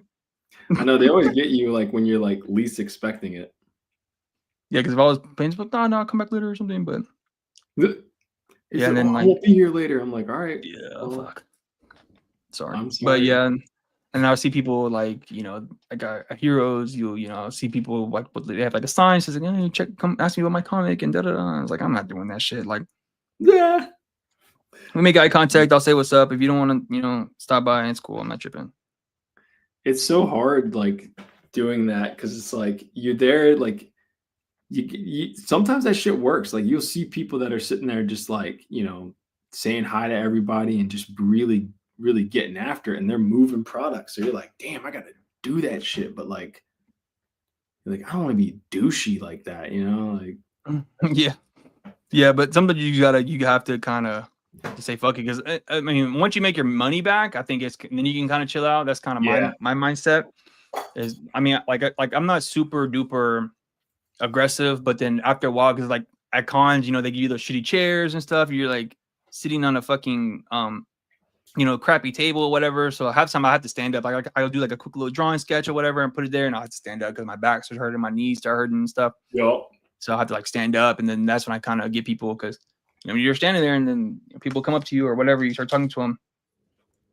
And even if they don't buy anything, I usually have like free stuff to sell or like to give away. Like I'll give I don't have one over here, but I usually have like these like printouts, like kind of like this size of like my comics, and I'll have like my QR code, like I was saying earlier, and I'll just give them to people for free. And then like this last show I did, I had my mom and my grandma for some reason think I'm like 16 still, so they did like my birthday party, like a birthday thing, and it was like a Dragon Ball Z cake, and I was like, why are y'all? But and so they had a bunch of like cake toppers, and they're all the little minifigs of like I have some right here of like Dragon Ball Z characters like this.